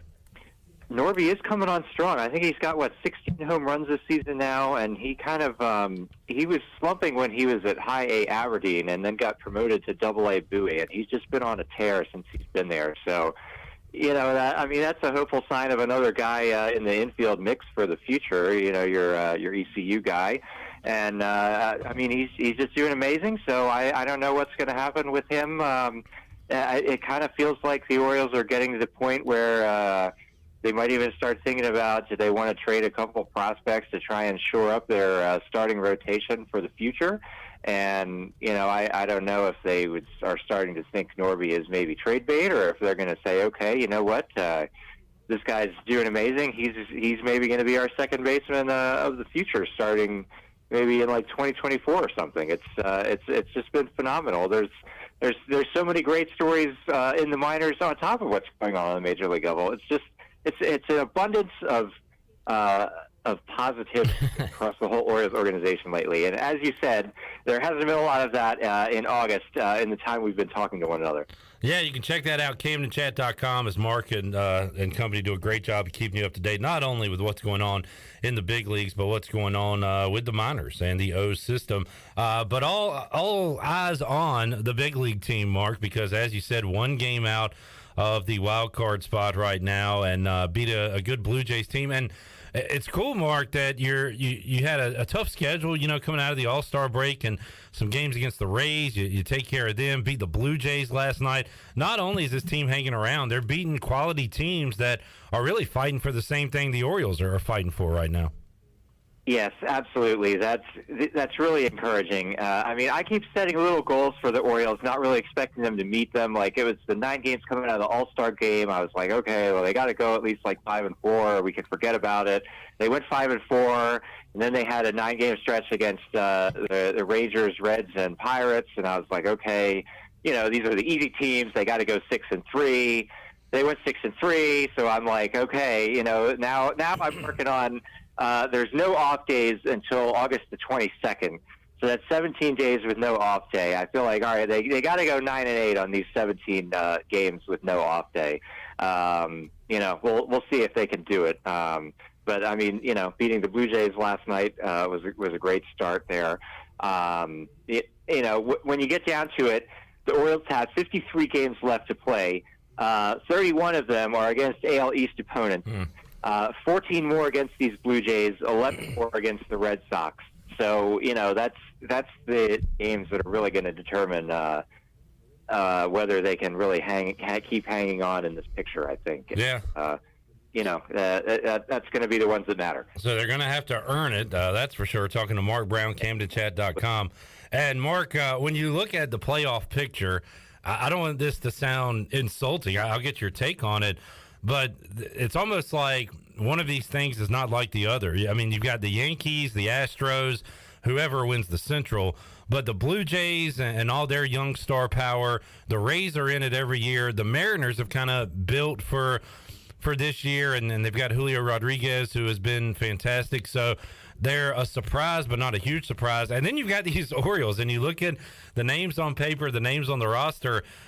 Do you feel like they're kind of an outsider trying to jump into the big party here with what they have compared to what these other teams have?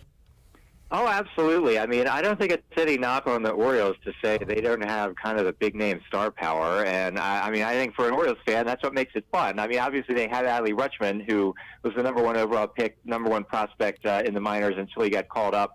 He's been a big difference maker for the team. But other than him, they don't really have huge names, especially on the pitching staff. And still they've been able to hang in there, where right now the starting rotation is, Jordan Lyles, Spencer Watkins, Dean Kramer, Kyle Bradish, and Austin Voth. And it's like, if you've been a prospect guy, okay, you maybe got excited about Dean Kramer, Kyle Bradish. But like these other guys, it's just not a team where you'd be like, okay, yes, they're definitely going to do it. Again, for Orioles fans, this is kind of familiar. Go back a decade ago. You had very similar, where there just wasn't an Orioles team with star power. They kind of succeeded ahead of expectations, and nobody really believed they were for real. That team ended up right about this time of year calling up Manny Machado and then going on a tear and finishing 93-69. I don't think the 2022 Orioles have another prospect quite on the Machado level up their sleeve that they're just going to call up, and that's going to change everything. But it just goes to show that sometimes these kind of underdog teams can sneak in there and do something. I mean, again, looking at the past Orioles, you had the 2014 Orioles going into the American League Division Series against the Tigers. You had all the Cy Young winners on that rotation. You had Price, you had Scherzer, you had Porcello. I think I'm forgetting. I think a couple more have even gone on to win since that year. And, the Orioles swept them in 3 games. And so, it didn't matter all those great pitchers they had. So it's just, again, I totally agree with you. They don't have the level of star power, and they're a game out of the chase anyway, and that's really what makes it a lot of fun. Talking to Mark Brown, CamdenChat.com. Vegas is probably tired of losing money on these Orioles. They're always getting a ton of respect tonight, and I say that they're still an underdog. I'm looking at it, Blue Jays minus 160 to beat the Orioles tonight, but they have Alex Manoah, their all-star ace, on the mound, while the O's are throwing Bradish with a 6.55 ERA. So you look at those matchups normally, and you think Blue Jays with an ace against the Orioles, the Blue Jays would be like a minus 200, minus 240 favorite, but just minus 160 tonight. I think even Vegas is having trouble with these lines with the Orioles games because they just kind of keep winning out of nowhere. But certainly the underdog tonight against a very good starting pitcher for Toronto. Yeah, I mean, and we've seen this before for the Orioles. They've won some of these games. Like just a couple weeks ago, they went up against Garrett Cole and the Yankees. You know, the $324 million man or whatever. It was Cole pitching for the Yankees, Jordan Lyles pitching for the Orioles.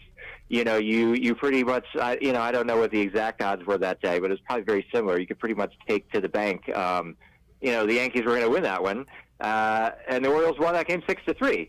So. It's really, any given game, you don't really know what's going to happen. And very recent past Orioles, the last couple of years, you would say, well, you don't know what's going to happen.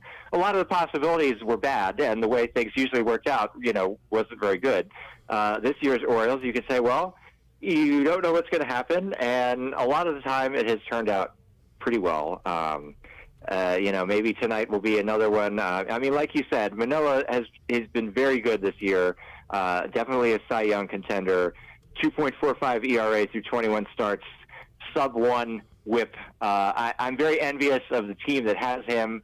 But if he has a bad night and Bradish has a good night, the Orioles could easily win again. Mark Brown, CamdenChat.com. O's 7 of their last 10. They have won 5 games over 500 right now, and the AL East is so good, still 4th in the AL East, although they're creeping up on the Tampa Bay Rays, and right now the wild card is in sight, just 1 game back of that. So Baltimore right now in the mix, and it looks like crowds are showing up. Mark, saw at least some good weekend crowds on some videos. So the locals getting behind this team here in August, it looks like. Yeah, I was there on Saturday night. It was a sellout, about 41,000 people. It was probably the best crowd there's been in probably like 6 or 7 years, just because, they were celebrating the 30th anniversary of Camden Yards. So you had that. There was a giveaway of a T-shirt. They had some former players that have played throughout the Camden Yards history come back. There was a post-game concert. So there was all these factors, but you could have piled all that up. And if the Orioles were once again had right now 45 wins instead of 57, you weren't going to sell out the stadium. So, I think we said this last time. People have noticed around Baltimore there's something different about these Orioles. I believe they have right now a 32-21 record at home. So, if you're showing up, you've got a pretty decent chance of seeing a good show from the team this year. That simply hasn't been the case since really 2016. I think even the 2017 team kind of hung in there until September, but they were kind of a disappointment that they didn't do better than that. And so, people aren't dumb. They can tell when there's something different about the Orioles. And, it's showing up, not night in and night out. I think even on the weeknight last night against the Blue Jays, they still only had 12,000, which, is fine. Earlier in the year, they were drawing 6,000 to these weeknight games. So, again, more people have noticed, and they're coming out to see what's going on with the team. Mark Brown, CamdenChat.com, 30th anniversary of Camden Yards. That reminds me, Mark, that when I was a kid, I went to Camden Yards very early on in its existence, and I don't remember the exact year, but I do remember Mike Devereaux was in the lineup for Baltimore, so I looked up Mike Devereaux. His last year in Baltimore was 94, so I'm going to say I was there either 93 or 94 to catch an O's game. Have not been since, but what a beautiful ballpark it was then, and it is one that stands the test of time. It just seems like it's not really old or outdated, I would say. How about you? No, I absolutely agree with you. It's funny that every now and again, the Orioles TV network will play classic Orioles games. In the really in the early weeks of like everybody's COVID isolation, there was a lot of that. So they would play like the first game of Camden Yards history, April 1992, and so they had this broadcast on there, and that was before the Nationals were around, so all the like Washington personalities would come up to Baltimore, and so they just randomly had Larry King, the longtime CNN guy, come in to the TV broadcast during this game, and he said something that stuck with me when I heard this re-air a couple years ago, and he was just like, "It opened today, and it already feels like it's been here for 50 years." And Camden Yards has just had that feeling. Yeah. Larry King noticed it the day it opened, and I feel like that feeling has only matured in the 30 years it's existed. They've tried to keep it as much up to date as they can, but also there's just something about it. You go in, and it's got this classic baseball stadium feel in a way that so many of the stadiums that were kind of built in the 10 to 15 years after it just have been trying to imitate, some with greater success than others. Oh, it definitely set a trend, because during that time there was a lot of like Three River Stadium, Veteran Stadium, where they were just the circular cookie cutter ballparks, and then Camden Yards came out and as you said, kind of set the new trend for what ballparks were going to look like when they were built. Right, exactly, because you had all those dual-purpose, football and baseball housed in their stadiums, which, Baltimore's old Memorial Stadium before Camden Yards was exactly that situation. It had the Colts and the Orioles coexisting for a long time. And then, you just come in and here's this new baseball stadium. Baseball is all that's there. You got the B&O warehouse where they used to have all kinds of stuff with the railroad, and it's just right there, always in the background of everything that's going on in the stadium. And it just, you got the brick. It's just this iconic, classic look. It's really cool. Mark Brown, CamdenChat.com, joining us. Mark, you talked about the goals you set for the Orioles, and I believe I saw you tweet this. I can look it up if you don't have it offhand, but you kind of put out an estimate on what the record needs to be the rest of the way. You may have mentioned that earlier, but in case you didn't, what was your record for Baltimore that you think they need to get a playoff spot this year? Oh, yeah, okay. So I go on this website. It's called Fangraphs.com, and they have the playoff odds there. And so basically they project, like, okay, what are the records going to be of the teams? And the third wild card spot currently they think will be the Rays if the Rays win 85 games. So for the Orioles to get to 85 wins themselves, they need to go 28-25 for the last 53 games, which, that's only 3 games over 500. Again, they're going to have to do it against the AL East, but, the Orioles are 5 games over 500 right now. So it feels within reach that maybe they could go 28-25 over the last 53. So, maybe they'll end up needing to do better. Maybe one of these teams will win more than Fangraphs is projecting for them. But, if that's the goal, it feels like an achievable goal as long as the Orioles maintain the level of play they've been doing. So, we'll see if they can do that. It's going to be a tough schedule. They don't have many easy games left. But, they've been winning some tough games, and I feel like they are capable of continuing to do that. We'll see if they do, but it should be fun to see what happens. No doubt. We'll have O's baseball coming your way tonight right here on Pirate Radio. O's and Blue Jays. Mark Brown, CamdenChat.com, joining us today on Pirate Radio Live. Mark, always enjoyed the chat. It has been fun following these Orioles. Hopefully we can keep this going, and we'll reconvene sometime in late August, September, and talk more baseball with you. Yeah, that sounds great. Hopefully we got some more good Orioles news then. Thank you, Mark. Mark Brown, CamdenChat.com, joining us today on Pirate Radio Live. We'll take a timeout, come back. They are underway in Greenville. The Greenville Little League Softball All-Stars representing North Carolina, taking on California. And we'll update you on what's going on out at Elm Street Park. And get you ready for Hour 3 when we return after this.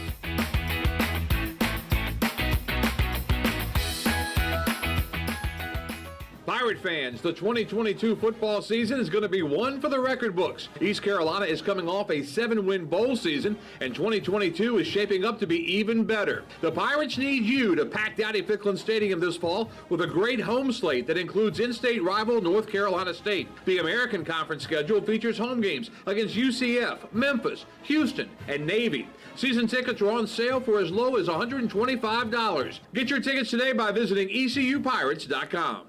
So how does short points work? Well, at Jersey Mike's, 6 regular number 13s plus 3 giant number 7s equals a free regular number 13. So Pepsi and Lay's now earn more points towards free subs. That adds up. Exactly. Download the Jersey Mike's app and earn rewards towards free subs with every sub, Pepsi, and Lay's you purchase.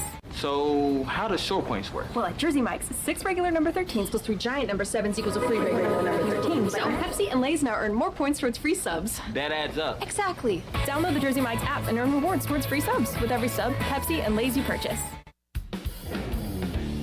Your vehicle is a big part of your life. That's why you should trust the team at Greenville Auto World for all your vehicle needs. Greenville Auto World believes in fair prices, superior service, and treating customers right. Visit greenvilleautoworld.net to see their fully stocked inventory of SUVs, trucks, and cars. Need a lift kit, custom rims, or wheels? Greenville Auto World can upgrade your vehicle today. For sales or service, visit Greenville Auto World on Highway 43 in Greenville.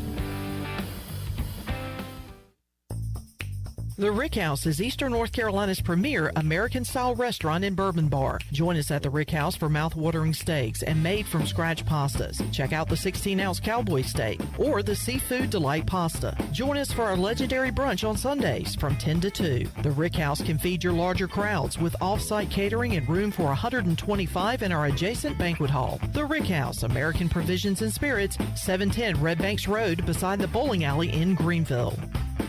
Hey Pirate fans, this is Coach Cliff Godwin. The physicians at Orthopedics East and Sports Medicine Center have been caring for our athletes at ECU for more than 35 years. Whether it's treatment for our sports injury or it's time for that joint replacement, Orthopedics East provides the latest in operative and non-operative orthopedic care, physical therapy, and diagnostic testing. For experienced and professional services, call the team at Orthopedics East at 252-757-2663 or visit them online at orthoeast.com. Go Pirates! The best burgers around. Everyone loves a thick, juicy, and fresh burger. Tiebreakers in Greenville, plus the all-new Tiebreakers in Winterville do real burgers better than anybody. So don't just go to any burger-themed restaurant chain. It's time to break the chain and eat local. Tiebreakers, real burgers at its best. Everybody loves burgers. Welcome to US Cellular, where new and current customers choose any phone they want for free. Free? Even the one with 5G and lots of storage? Free. And the one with the latest everything? Free. At US Cellular, any phone you see is free, whether you're a new or current customer. US Cellular, America's locally grown wireless. Terms apply. See uscellular.com for details. We all love using Uber Eats, DoorDash, and grocery pickup. It makes life so much easier. Well, now there is cellular delivery, and the team at Cellular Warehouse has perfected the process. They will deliver your new phone right to your door with all your information loaded on the new phone. And the best thing is there is no charge for this awesome service. And you don't have to waste half the day sitting in a Cellular store. Call Toby Williams today at 252-799-7051 and let his team of experts make your cellular delivery today. Cellular Warehouse, your local U.S. Cellular authorized agent, serving all of Eastern North Carolina. Pirate Radio. We're going to be bigger, faster, stronger, and older. That's always a good combination. The voice of the Pirate Nation.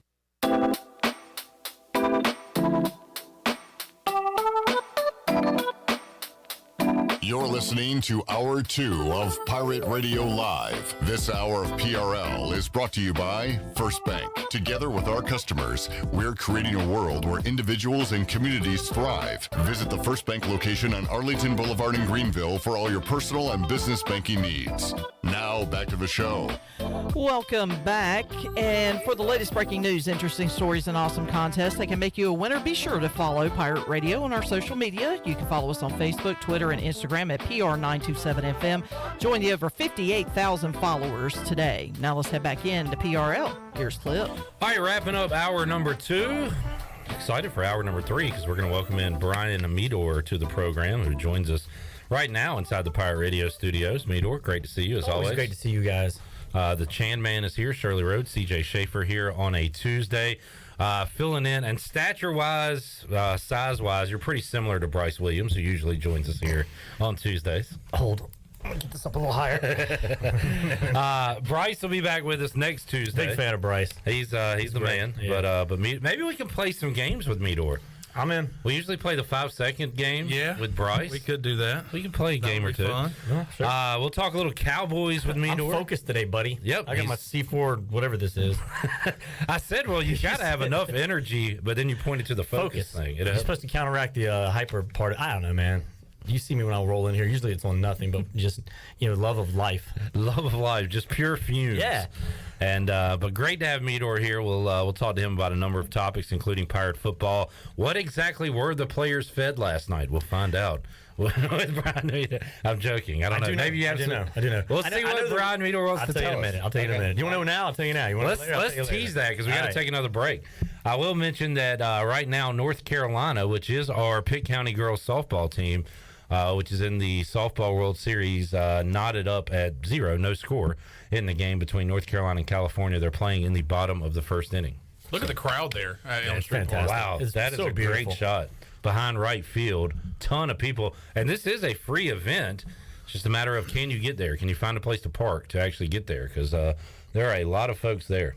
I was on the phone with Bailey earlier when he was arriving, and he was giving some poor guy at the gate grief. But that's his M.O. Really? No, I was totally lying. He could have been nicer, and I was shocked by it. Oh, wow. Usually he's the grief guy. Oh, where am I supposed to park? I don't know. You tell me. Because, he's Brian Bailey. Yeah. He's told a million stories about being like at road games and stuff. Yes. And has somehow found his way. I'm telling you, he's Mr. Bean, man. He always finds his way inside, right? I mean, next to the president, the owner, whoever. That's where he usually. Remember last year, he's doing those videos for us for the first time for our pregame show. Yeah. And he's in the opposing team's locker room. Yeah. And he's like, I don't know how I got in here. I'm not supposed to be here. But he's in the coach's booth. He's like, boy, great facilities here at Houston. Like, how are you in there? Are you supposed to be? Yeah, doing a team prayer. He's in the background. Good stuff. All right, let's get a break in. We'll come back. Brian Meador joins us hour 3. We'll talk Pirate football and some of the new things you'll see at Dowdy Ficklen Stadium. We'll get an intro video update with Meador and all kinds of fun stuff. When we return on Pirate Radio Live, we are back with you after this.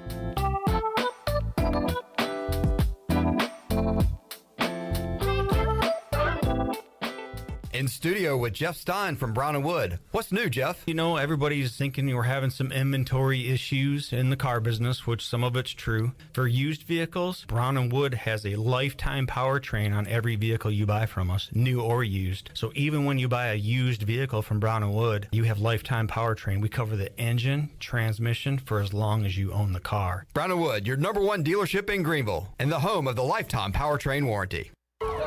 My whole business just went up in flames, but my agent was there before the fire was out. We started a plan. I've got 25 employees who could be out of a job if we didn't get this place running again. My independent agent and auto owners insurance, they made sure we didn't skip a beat. I mean, we didn't miss a single payroll. That's incredible. For whatever lies ahead, we're always there. This is Jeff Gibson with Town Insurance in Greenville. Call me today at 756-8300. Go Pirates! Welcome to US Cellular, where new and current customers choose any phone they want for free. Free? Even the one with 5G and lots of storage? Free. And the one with the latest everything? Free. At US Cellular, any phone you see is free, whether you're a new or current customer. US Cellular, America's locally grown wireless. Terms apply. See uscellular.com for details. This is Brandon Tate, owner and operator of Atlantic Wireless, an authorized agent for US Cellular since 1997. Visit atlanticwireless.com to find the store near you. We go beyond the call. The Dickinson Avenue Public House is a lively and diverse restaurant in Greenville that utilizes fresh and local ingredients. With influences of Creole, Asian, and upscale Southern cuisine, the Dickinson Avenue Public House offers a seasonally rotating menu and a full-service bar with rotating craft brews on tap. Come to the intersection of 8th and Dickinson and enjoy $1 off drafts on Tuesday, half-price flights on Wednesday, half-price wine bottles on Thursday, and $1 oysters Tuesday through Friday from 5:30 to 7. For more details, check out their website at daphouse.nc.com. UBE and PirateWear.com is excited to offer Pirate Nation the largest selection of new ECU merchandise and tailgate supplies ever. UBE has the best prices in town, so that makes UBE your one-stop shop for all things ECU. UBE does daily restocks of Champion, Adidas, and Under Armour. Don't forget to bring your young Pirates in to plunder the Crow's Nest, which is the only kids store dedicated to ECU. Plenty of free parking uptown in Greenville. Visit them at PirateWear.com. Go Pirates! Take a hit from a 300-pound linebacker, and you better be wearing pads. Take a hit on the road, and you better have good auto coverage. When you've got North Carolina Farm Bureau Auto Insurance, you've got the best local agents ready to help you bounce back. If you don't, well, you'll probably play football without a helmet, too. In Pitt County, call Brandon Manning or Randy Daniels at 252-756-3007. North Carolina Farm Bureau Mutual Insurance Company. Farm Bureau Insurance of North Carolina Incorporated. Southern Farm Bureau Life Insurance Company, Jackson, Mississippi. An independent licensee of the Blue Cross and Blue Shield Association. Great food, great atmosphere, and great service is Ottavola Market Cafe. Ottavola is simply a restaurant that focuses on that, being a great restaurant. There's something for everyone at Ottavola. The menu offers a variety of great choices like pastas, pizzas, sandwiches, soups, salads, and seasonal rotating selections. Lunch or dinner, Ottavola is always the right call. Call ahead and get Ottavola to go, or stop by the bar for a drink with friends. It's simple. Come and eat at Ottavola Market Cafe, Red Banks Road next to Food Lion, and OttavolaMarket.com. Ottavola, Pirates supporting Pirates. For the latest from the world of golf, tune in every Saturday morning from 8 to 10 for the Golf Shop Radio Show, presented by PlayGolfMyrtleBeach.com, the golf capital of the world. Hosts Mark Greenhelch and Matt Blanchard talk golf from tee to green and everything in between. If you like golf, you're going to love Golf Shop Radio. Before you tee up, drop on in. Welcome to the Golf Shop. This is Pirate Radio, WGHB Farmville, 1250 and 92.7 FM Greenville, WDLX Washington, 930 and 104.1 FM Washington.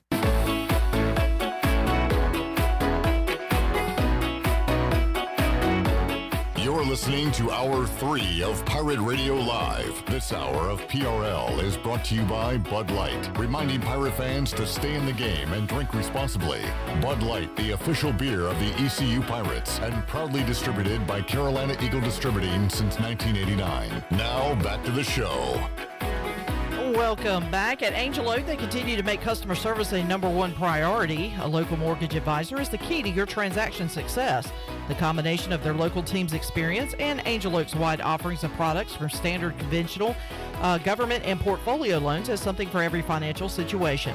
For more information, call Talbot Green, Braxton Green, Joanne Weir, or Wanda Hager at 751-2060. Now let's head back into PRL. Here is Clip Brock. Back with you on a Tuesday edition of Pirate Radio Live. We got a giveaway coming up, so stay tuned for that later on in the show. And we've got Brian Meador here hanging out in hour number 3. Bryce Williams has an excused absence today, but he will be joining us once again next week on the program. Meador filling in the big shoes today. Great to have Brian here as we get ready for the upcoming season. We got a lot to talk about. Always good to see you here, Meador. It's great to be here, guys. I appreciate it. I'm also clamoring for a preseason press box, so hopefully Troy D, Brian Bailey, Meador, and others can get together. No Billy Weaver anymore? Oh, Weave. I forgot about Weave. He's peddling drugs these days, man. Legally. Poop drugs. He's the poop guy. He told us. And he'll be proud of it, too. He'll be serving up that poop on the fifth quarter once again with us Big this year. For Weave. Co-host on the fifth. Did you see that? That was great. We're watching the Little League Softball World Series. And there was a foul ball that just cracked the camera. Went right sideways. straight to the camera. Straight Made me sideways. flinch. No score between California and our Pitt County girls softball all-star right now in the World Series. Going on at Elm Street, and Meador, you first saw it, and you're still amazed at how the park looks. Looks fantastic. I know they spent a lot of money to go in there and make that into a softball stadium. It's beautiful. I loved covering games there for years, and when I was doing news for both 7 and 9, and it was such a beautiful. The Wine do such an amazing job at that facility. It looks beautiful, and the crowd there's filling in. It's a top-notch facility. How about one Friday left, Meador, with no high school football? Do you ever miss, Yes. Do you? Oh, yeah. Is that part of it? That's one of those things that you had to remove because I was like, I made a big mistake. I need to go back because Bailey wanted to hire me. Weaver first, then Bailey. They wanted to me to start shooting on high school football nights, Friday nights, and I was like, I don't know, man. If I get back out there, I knew what I would want to do. That was my favorite time of the year, high school football. And then rolled into a Saturday, and back in the day when we would go out after the games all the shooters would get together at AJ McMurphy's, and we sit at these long table, and we'd all joke around, and we'd watch the rebroadcast at 1:30 of the show we had just done. Back then it was a 30-minute show. Pepsi Touchdown Friday it was back then. I guess I can say Pepsi since you're chugging. Oh yeah. And their official station, a soft drink over the Pirates. But anyway. Plug. as I drink my C4. C4 is that C-Focus? It fails. Is that your personal NIL you got with C4 there? No, they were on sale. That's why I bought them. Craig enough. Pierce, who's not here today, bailed on us. Big Cowboy fan, and he turned me onto these things, and I bought a case of them, and I'm not. The focus is not working, man. I'm all over the place, as you've seen. Now we're talking about this. What were we talking about? Football, high school football. That's right. I removed myself completely from it because it was hard to go out there and not be a part of it. Once you've seen behind the curtain, you're on the sidelines, and you're part of that. You don't want to sit in the stands or anything like that. You even just the bouncing around, going from game to game. That was one of my favorite parts, man. Hustling. I won a AP award for doing a bunch of games in one night, and we had one of Woody Spencer, fantastic videographer. He went with me, and we did this whole have to hurry up all night to get the games and get it all crashed in, and we put together a really fun piece that won an associate. It was best sports feature that year for Channel 9. It was a lot of fun to do. You kind of like the frantic nature of it. It probably, is, right? man. The funny thing is Brian North would do like 5 games in a night, and we won an AP award for doing 3. Like it was such an overwhelming task. It was a lot of fun. Brian North is Mr. Dirt Roads. Yes, he knows where the schools are and where the bodies are buried. Or where to bury the bodies. Me and Clip were Mr. High School Football yesterday. We were at Parker's for the big Carolina 3A 4A Media Day. Yeah, Brian Bailey has claimed to fame and naming that thing, right? That's right. The big Carolina. I told Bailey when he retires, he would make a great high school football commissioner. That's when he's done being the mayor. Oh, so he's got... Yeah, I already got that. We got that game plan going, man. I'm going to try to get him to do that before he retires. I want to see him do the Tom Suter schedule where he only does, like, high school football and maybe the 6. Yeah. And he's the mayor the rest of the time. I mean, everybody would vote for him. It's kind of a... You would vote for him just on a name recognition. Sign of the times on politics. You don't really know what anybody stands for. Man. You just vote for a name. And Herschel Walker, okay. Sounds good. Winds are blowing to China. I'll tell you what, he could have run that ball. Yes, he could run that football. He sure could, buddy. There it is. Bang. Brian Meador joining us inside the Pirate Radio studios. All right, no football practice today, Meador. There's a lot of rumors floating around. David Stahl on Facebook Live says the word on the street is they had some bad buffalo meatloaf. Okay, that is the word on the street, and a lot of players are saying that because that's what the players ate. A lot of the players ate. Some of the players did not eat the meatloaf, and they still got sick, like nasty sick. So what was it? The common denominators, you have to start going from player to player to find out who ate what and who didn't eat what. But I know several players. I talked to one on my way in here, and he's still sick. And he said, I didn't touch the meatloaf. So there's that. But it is, and again, we're not doctors or scientists, but was it something that everybody ate? Or No. You guys are missing all of this. It's nothing they ate. They had listened to Troy on this show earlier, and it was just, come on, man, I'm just playing, Troy. It's a joke. They all got sick. Thank you. They all got sick. Predictions and yeah. All right. Not realizing that Aaron Rodgers didn't have 100 hands on his body. That was so stupid. Sorry, but he was saying it. He was under the peyote or acid or whatever mushrooms, whatever he was on. Shirley, can we hear that again? Shirley, can we hear that again? Listen to what he said. He kept saying, "Play it again, play it again." Clearly, was saying it hypothetically, not hypothetically, but that's what he felt like. 100 hands on the body of his ancestors. Yeah. Very strange. First time through, I got it. Then Troy's arguing with you. I was like, Troy, is that even possible? 50 people? You get 50 people in the room, and they'd all have to have 2 hands on him. When's the last time you did psychedelic drugs? Oh my gosh, college. Okay, all right. Yeah, college. I like Meador. He'll answer anything. How many hands were on you? Let me tell you, buddy. Not as many as I wanted. It was a fun party. A few less. It was a great party. All right, so planning to get back to the practice fields tomorrow. Hopefully, Meador. Do you think, in your medical opinion? I don't know. I know. I don't think that. And I'm not speaking out of turn here. As I've talked to a few people over there. I think it's probably common knowledge that's out there. I don't think they're gonna go full pads today and get after it. That would have been some bad puking out there, man. I wasn't here yesterday or last night, but I heard it was like everywhere, like bathroom, outside. It was like it hit everybody as they were moving, and so it was like really a Family Guy scene with the projectile. That's what I thought of when I rolled in here. I was like, what did it remind me of? The Family Guy, where they were like, they were all just projectile vomiting on each other. But I don't know what they're gonna do tomorrow morning. I don't think they'll hit. If I had to guess, I'd say they probably wouldn't. But I was told that the scrimmages still go on Saturday, so I hope that's the case. Yeah. And some of the guys are getting some IVs and fluids they might need, and it'll probably take another day to get you back. You're just feeling good. I've never had food poisoning where I had to go to the hospital, but I've had it where I was sick, and like you get sick and then it passes, and the next day you hope you're back on your feet. Kind of a shame, too, because it sounds like everything was going so smoothly. And, Brian, you have a great BS meter and a detector. and you know when coaches are BSing you. And Mike Houston's pretty honest, not fully honest with the media, I think, but he has been so positive this camp. I'm a big fan of Mike's. Yeah. That's not, you know me. I'll tell you, I'd either be coy or I would say, well, you know, he's this, that. I'm a big fan of his, and not just because I like the guy, but because I think he really is the real deal. And I think that when he's standing up there and he's feeling confident, he believes it. Yeah, he's seeing something that makes him think that he should feel good. And you've seen him when he's not confident. He goes, well, we're going to work on this. We got to work on that. But, we got to learn how to practice. That was one of his comments year one. Oh, so I know. It's come a long way. It's fantastic. And now I think, you know, here we are. You know, when he promised, you know, it's going to take a few years. This is not going to be fixed next year or the year after. You know, he told Brian Bailey and me that early his first year. He said, guys, you know, for anybody who thinks this is going to be a quick turnaround, it's going to take a little while, but you'll see it and you'll know it. And I believe him. Got a good group of young men in here, too. We have fun on Mondays on the Players Lounge. It's so strange seeing you guys have because I'm not used to that. Being able to, the NIL stuff, and you guys just having access to the players. It's really fascinating to see in a natural setting like you guys are joking around and back and forth outside of the normal media stuff that we do. And I think it's a positive It's thing. great. And the players, for the fans, fans, the players for are the better. players? The players, we used to have to do the media training for a lot of them, and some of them you guys didn't get access to because they were so bad.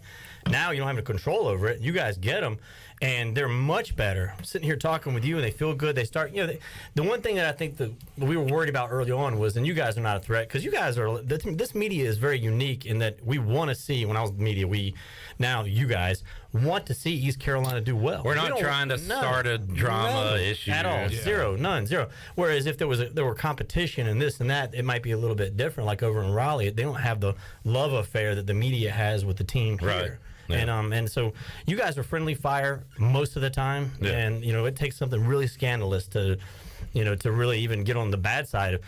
Unless the administration is just, you know, is easy to get on the bad side. That's happened before. Yeah, as you guys know all too well. But no, I've enjoyed it. I was really worried about it. Some of the things they might say, some of the things that you guys get too comfortable, and then, you know, how does Mike control the messaging when, you know, he's trying to control the expectations? And now you guys probably have more players in your cell phones now than you ever have. True, and it's super easy this time of year because they haven't lost a game yet. Right now, I'll tell you this: I was cussing out Troy and Jonathan last year after ECU started 0-2 and we're about to go to 0-3 against Marshall. Like, dude, you're just hanging me out to dry with these players every week. They're about to go 0-3. Yes. They're going to be 0-8. Like, what are we doing here? Like, this sucks. Yeah. And then they won a game. So, boy, that helped me out quite a bit that I get to talk to these guys because it is pretty brutal to ask a kid, you know, why do y'all keep losing? You know, what's going on? It's one thing to talk to a coach, you know, and because those guys are getting paid a lot of money, and you know, when Bailey's always been really good about being gentle is not the right word, but you know, softball he's been accused of at times, but I think it's more, you know, he wants to have a good show to get information. And if you shut if the host of the show shuts the guest down, what good is the show? You know, right? So you got to keep the guys talking, and when you come off a bad loss. You know, I want to know, well, what are some things you guys are going to work on? What's coach telling you? How you guys are going to deal with adversity? Whereas, could you imagine having the NIL stuff year 2 or 3 of Mo? I've thought about it. Yeah. Oh my gosh, how brutal! You'd have had to pick one guy. Poor Garrett McGinn. Oh my God. Who had to answer all those questions throughout all those years. You'd have been Garrett and then special teams. Yeah. Verity and McGinn joining us Monday. That's right. And the great thing is a guy like Holton Ahlers, and there's a lot of mature guys on this team, but Holton, they could lose to South Carolina on a heartbreaker and then come in and beat Marshall in dramatic fashion, and he's like in the same temperament. You know what I'm saying? Yeah, and he's getting beat on social media or things like that, and of course he sees that stuff, and you know, and you're like, man, and you know, I think I've told you guys, my girlfriend cuts his hair, and it's hilarious. He'll come over and he feels comfortable. He can talk. We joke around. And even after a loss, you know, he's just as even, and he'll say, "Yeah, man, I wish this had happened or that had happened." Never throws anybody under the bus. Won't do it. You know, he'll tell you the truth without doing that, and it's nice to see that he's not. But he's also not. He's not on the flip side of that. He's not bragging about statistics or anything like that. That kid just wants to win. Brian Meador joining us. Brian, I know over the years you find your favorites, and Miles Berry is a fan favorite, and he's becoming our favorite, and what a dude he is. Yeah, he's fun to talk to, too. And he's another one I've liked watching him become who he is, and through the media, and when he comes up to the tower, he's an exceptional guy. He's so fun to talk to, and the things you don't know about the guy, speaking Spanish. His phone is in Spanish. Yeah, I mean, he grew up in a school that was bilingual or something like that, and I heard somebody the other day saying that their kid was going to start classes at a school that was bilingual. I was like, I really wish I had that, because I feel stupid a lot of times when somebody's firing off the Spanish in my direction. I think, am I getting cussed out right now? You'd at least like to know that, right? Yeah, right. No, he's a good guy to talk. He's a great one to talk to. And over the years, and we've talked about it, you asked me who my favorite player was last time I was here. So that's not favorite player, it's person. And I've had a lot of them. Kevin Miller, I was good friends. That was back when I was a little younger than you, but I was friends with the players, and that was kind of a bad thing, because we're doing stuff that we probably shouldn't be doing with players. And Kevin, I had fun with Zach Slate back in the mid 2000s. Yeah, Zach was awesome. Slate's awesome. When we were around the same age. Yeah, he is not scared.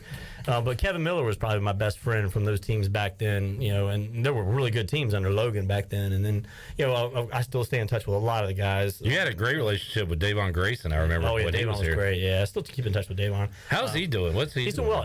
I think he got hurt again. Yeah. He was doing, was it Arena or CFL? I think CFL is where he was next up. It's been probably a month or so since the last time we went back and forth. And, Shane, I keep up with Shane probably every other week or so. He's an easy one to keep up with, because he loves East Carolina. Good stuff. Brian Meador joining us, and there's going to be some changes to Dowdy Ficklin Stadium this year. And what? Presentation. Don't think I should be knowing something about this? And audio. Huh?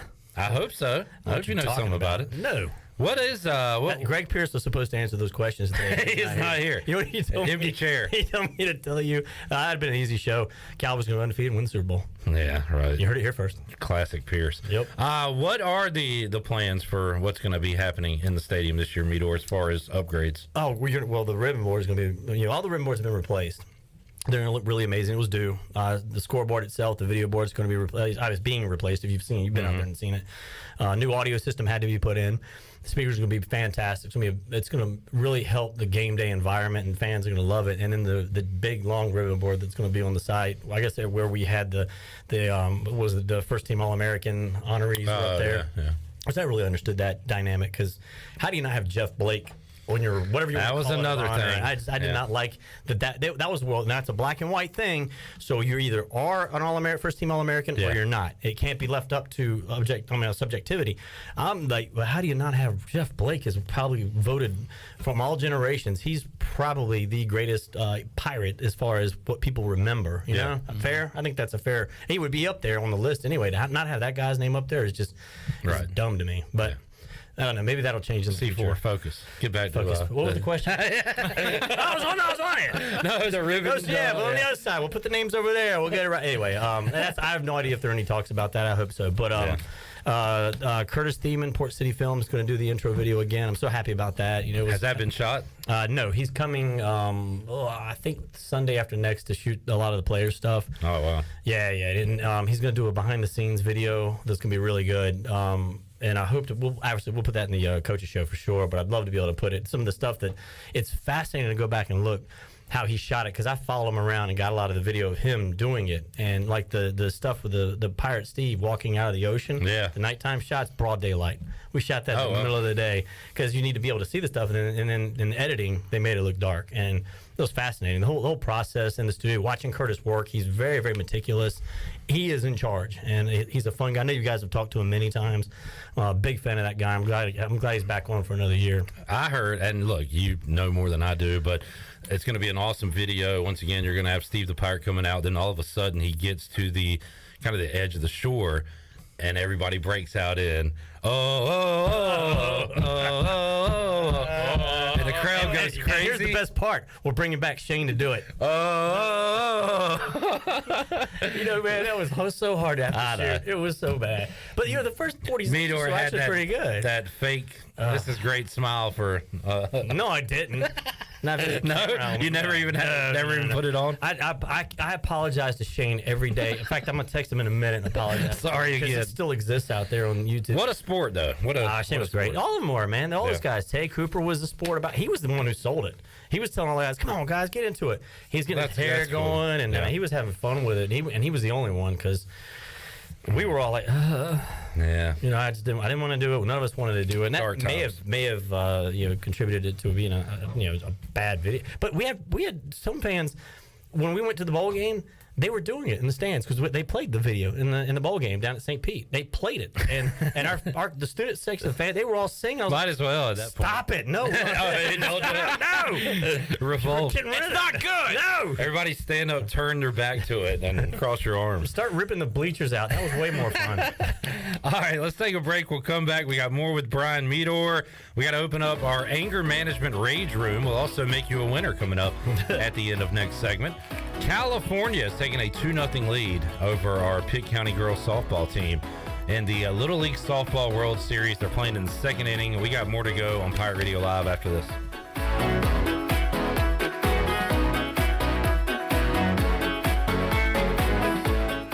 If you have family coming over this summer, the last thing you need is sweaty relatives. Guarantee your air conditioning system is ready to keep everybody cool. Call Delcor. Buy a new train system and make no payments until 2023. It's hard to stop a train. With inflation and high gas prices, you don't need another payment. So buy this month and make no payments until 2023. Go to DelcorInc.com or call 252-321-8868. Delcor, the service professionals.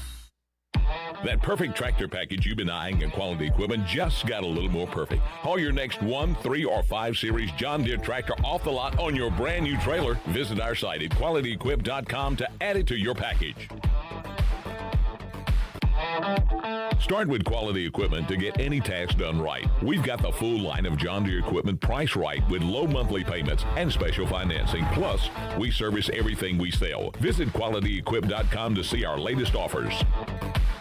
When a storm hits, you can count on Greenville Utilities. They put their emergency storm plan into action to restore power as quickly and safely as possible. If you experience an outage, call them toll-free at 1-855-767-2482. The automated hotline can handle a large number of calls at once, virtually eliminating busy signals, so help can be on the way as fast as possible. Remember, GUC's emergency hotline number is 1-855-767-2482.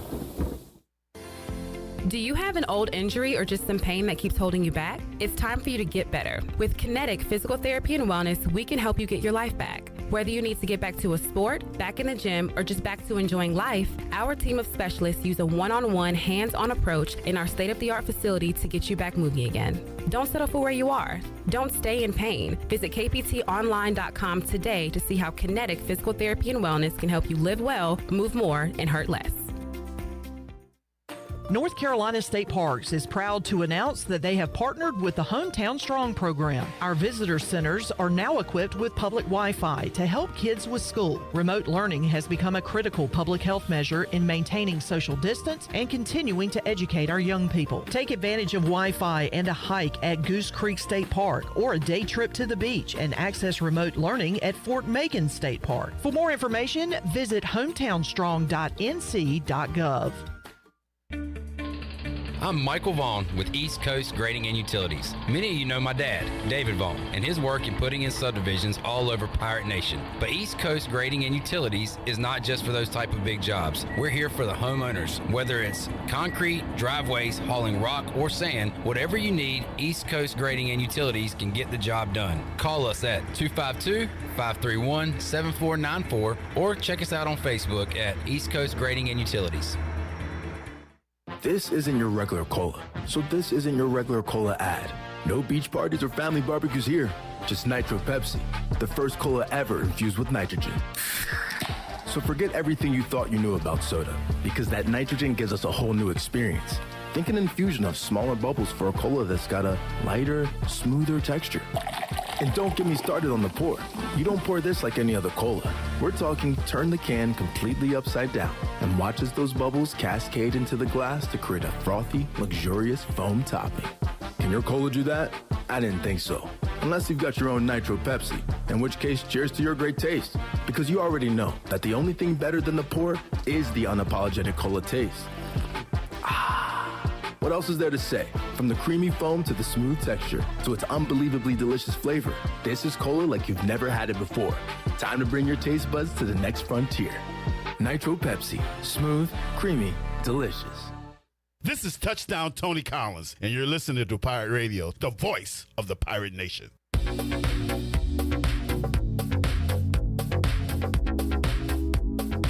You're listening to Hour 3 of Pirate Radio Live. This hour of PRL is brought to you by Bud Light, reminding Pirate fans to stay in the game and drink responsibly. Bud Light, the official beer of the ECU Pirates, and proudly distributed by Carolina Eagle Distributing since 1989. Now, back to the show.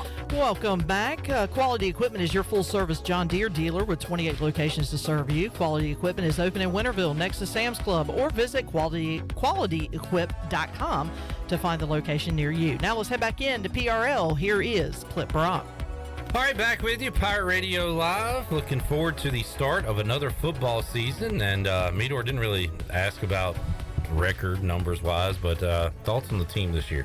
You're as optimistic as everybody else? I'm optimistic, yeah. I think 8 for sure, and I know that's a lot of people. I'm telling you, man, I think 8's the wheelhouse number, and then beyond that, if you can steal one, I like this bunch. I mean, I love the running backs like everybody in the country should, and I love Holton. You know, I think he gets in trouble when he tries to do too much, and I don't think he's gonna have to do as much this year. And he loves his offensive line. They got to keep him upright. They got to keep him healthy. We're deeper. You know, I say we because I'm in there. You're in the trenches. I'm in there sweating. You're not eating buffalo meatloaf, I know. No, neither did some of the other guys, so I don't know what it was. I mean, meatloaf was what I was hearing all day, and then I talked to a couple of guys who were like, man, I didn't touch the meatloaf. So, I was like, was you just watching everybody else barf? Or did you really listen to Troy? Which one was it? Hopefully, we can return, now I say we, hopefully East Carolina can return back to the practice fields coming up on Wednesday, as they are scheduled to do. And again, Meador, you kind of said a nice, carrot at the end of the stick. The scrimmage Saturday, that's an important day. Yeah, for Mike it is. And you've seen enough of these to know that the defense tends to be ahead. And except for that one year, I think Lincoln threw the ball every time, and Rick got mad. Remember that?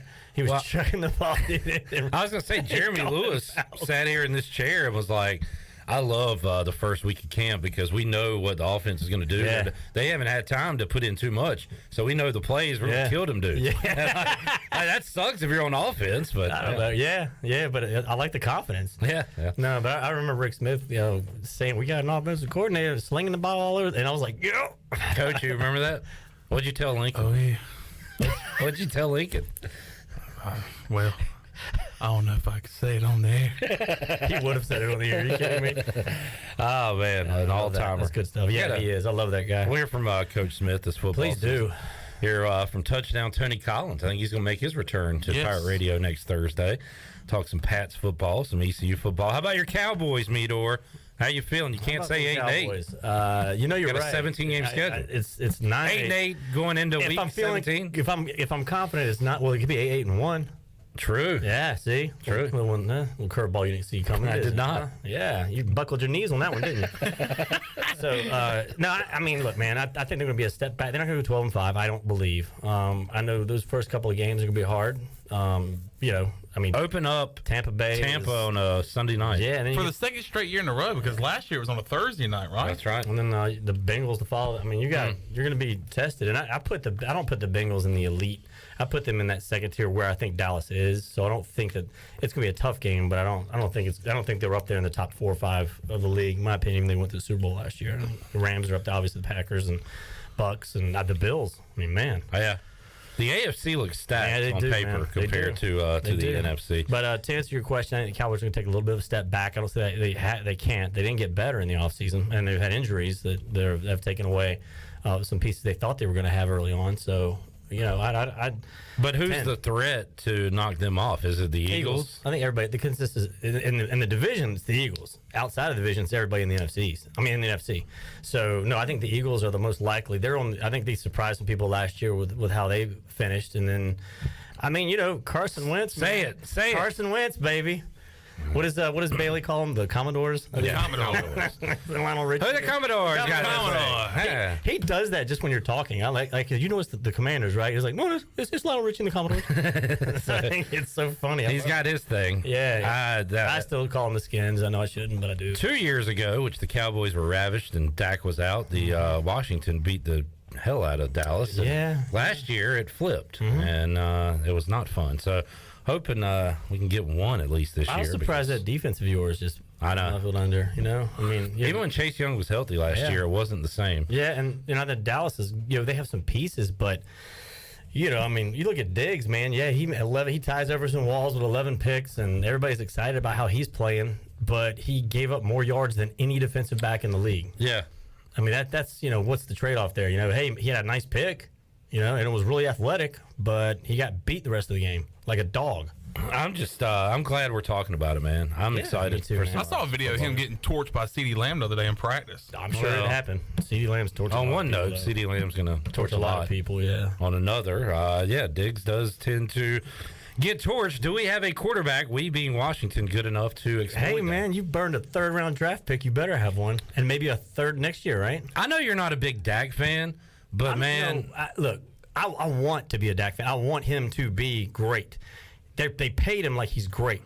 I get, but it could be a lot worse. We could be doing this. Sorry, crap. Washington. You could be doing this every year. You're right. I remember the days of Quincy Carter. This is the year. No, it's not. And Anthony Wright from West Craven. I liked Anthony. He was a good guy. He's a great guy. But you're and don't forget the guy he was battling most of the time.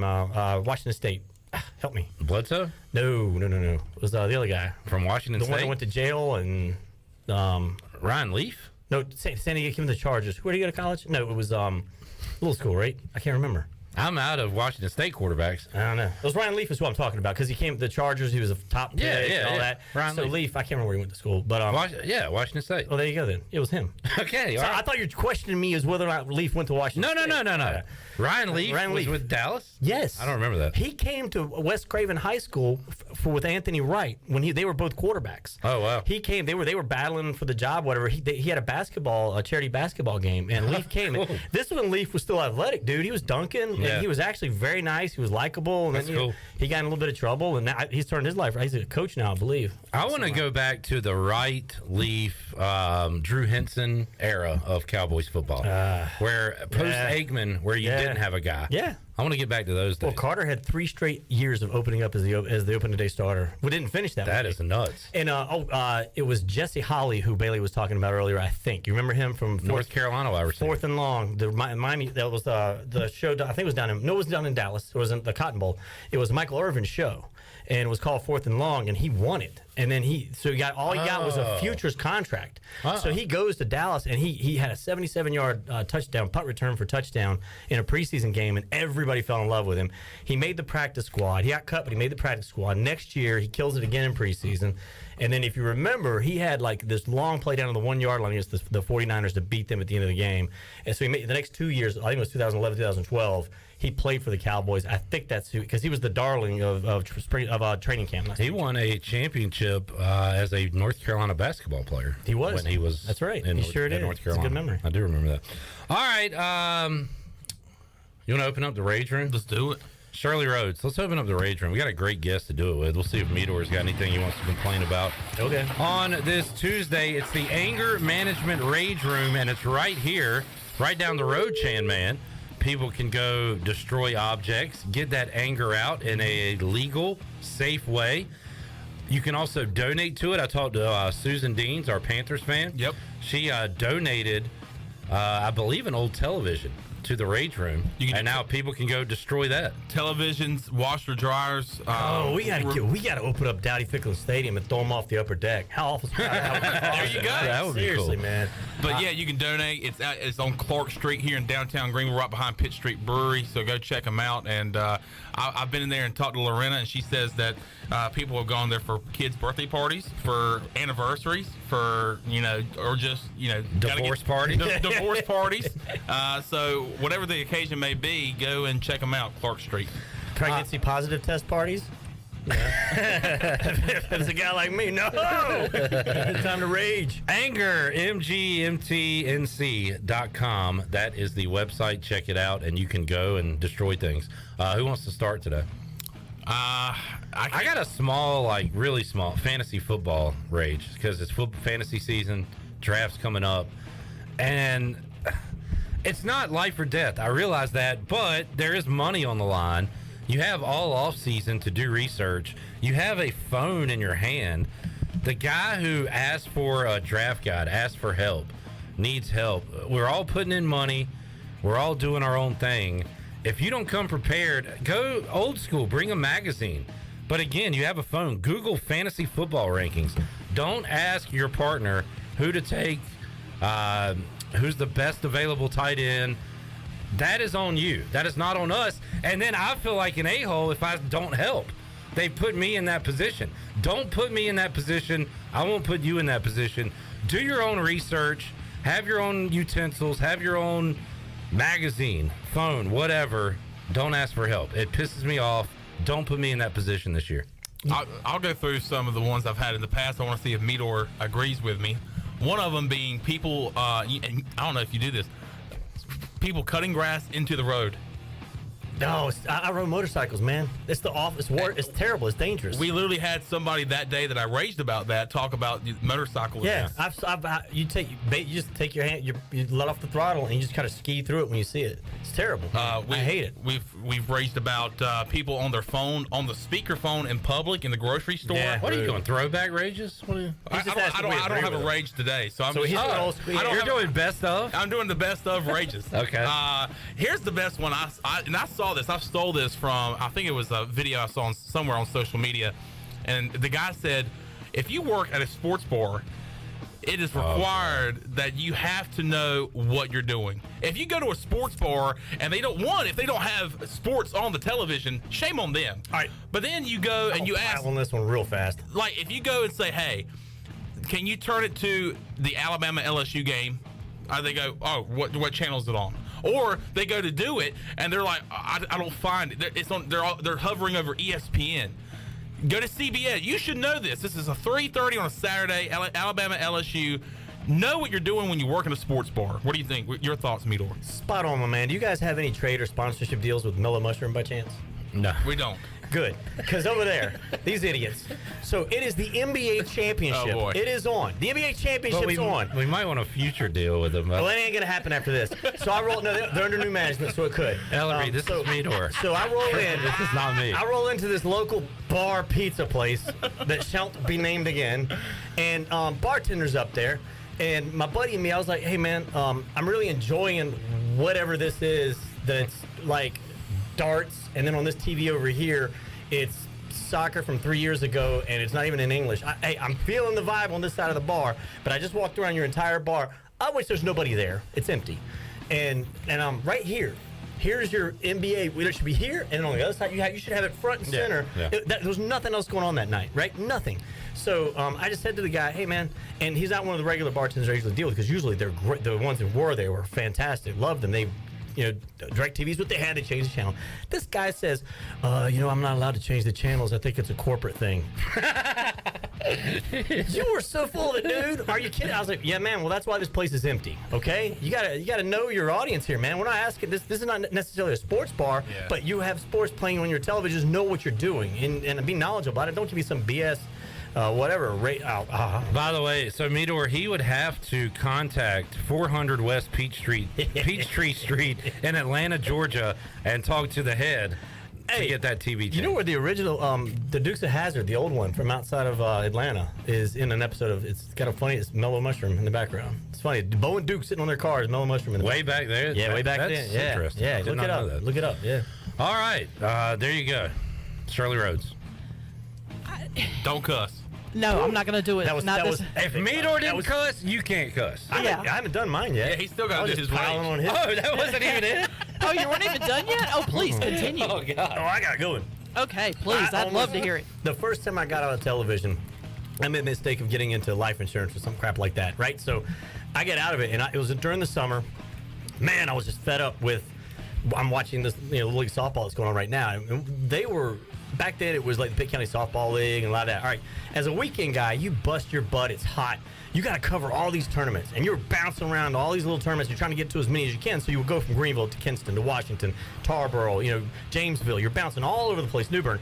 And, you arrive at the first place, you try to hit, like, the tournament typically lasts several days. So you try to hit this place one night, this place this night, this place this night, and get as many championships as you can, right? So I roll over to Guy Smith Stadium one day, and it was the 13U, whatever, and I roll up, and the guy goes, "Where you been all week, man? We've been playing baseball all week. We ain't seen you one time." I was like, I've been busting my butt all week we're not Greenville's channel, you know what I'm saying? So I had a rule. If anybody griped at me, I'd leave. I don't care if I got one shot or I was shooting, if it was down to the last out. And Bailey didn't believe me I was going to do that, so I left. I took off, and then when I quit, and then I got back into it with Channel 7, I still played by those rules. So I told Brian Bailey, we're standing there, we're shooting the softballs at the Sarah Law Complex. This dude walks up and starts yelling at us because his kid had just hit a home run on the other field. And I looked at this and man, I don't have the clairvoyance to know what kid's going to get a home run. They don't have Sosa written on the backs of their jerseys over here. I don't know who's good or who's not, right? So I looked at Bailey and said, "Well, Bailey, you enjoy yourself, buddy. I'm gone." I left. So there it is. Man of your word. I did, man, and I did that several more times. I'd say, "Wait, see ya." But we like, "What's good baseball? Where you been all week?" "Yep, sounds like it was." I'll never know. I'm out. This is another tournament right down the road. Good stuff.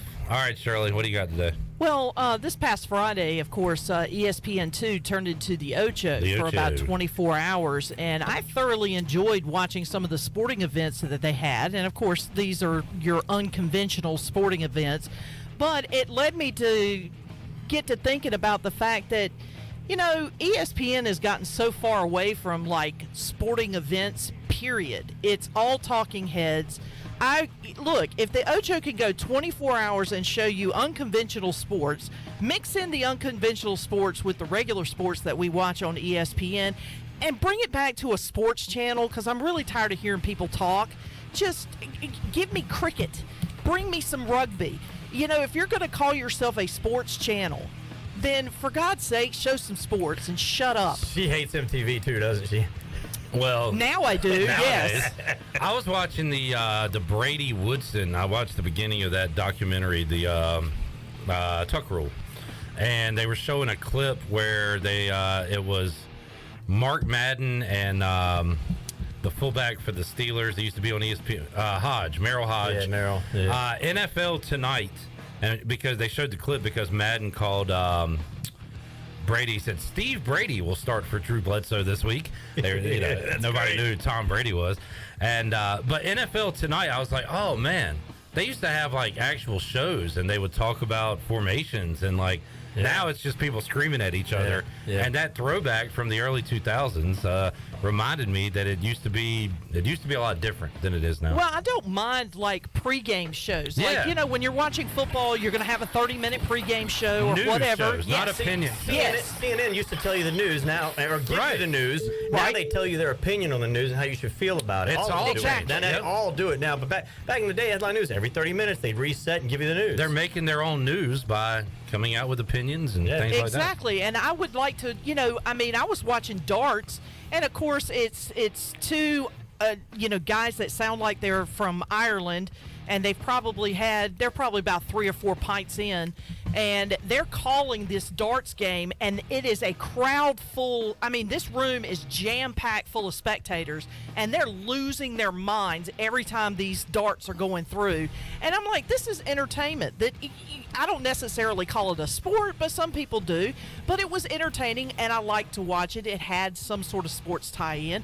I'd rather watch that than listen to Stephen A. Smith pop off about the Dallas Cowboys for the 50-11th time. Or more likely, I would take that over LeBron James or NBA when it's NFL season, because that's usually what they're talking about. Exactly. And, I don't look, the draft, the NFL draft or the NBA draft or the NHL draft, the MLB draft, do an hour or two show before, on the night of the draft, before the start of the draft.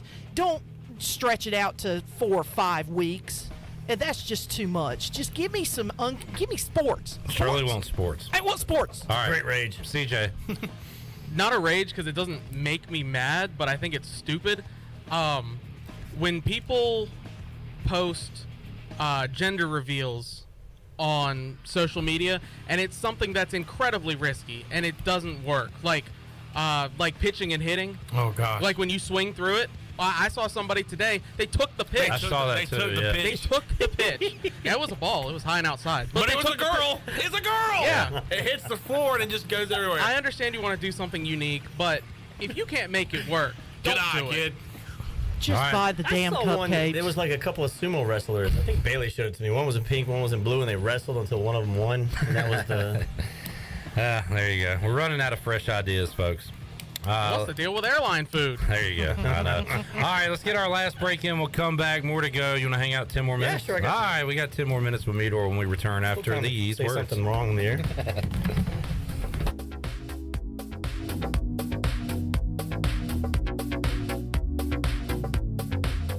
Hey, Chandler, what are you up to tonight? Jenny, it's Tuesday, and I'm going to go sing with DJ Captain Morgan for karaoke at The Buck. Well, that sounds like fun. I have to work. Well, what are you up to this weekend? Well, believe it or not, I'm going to go listen to some live music Friday and Saturday night at The Buck. Live music all weekend long, really? Yep, all weekend, and they also have the biggest high-definition screen to watch all the sporting events on Sunday Fun Day. I'm going to have to go check that out. Yeah, just check out The Buck on Facebook or Instagram for all the information. The Buck.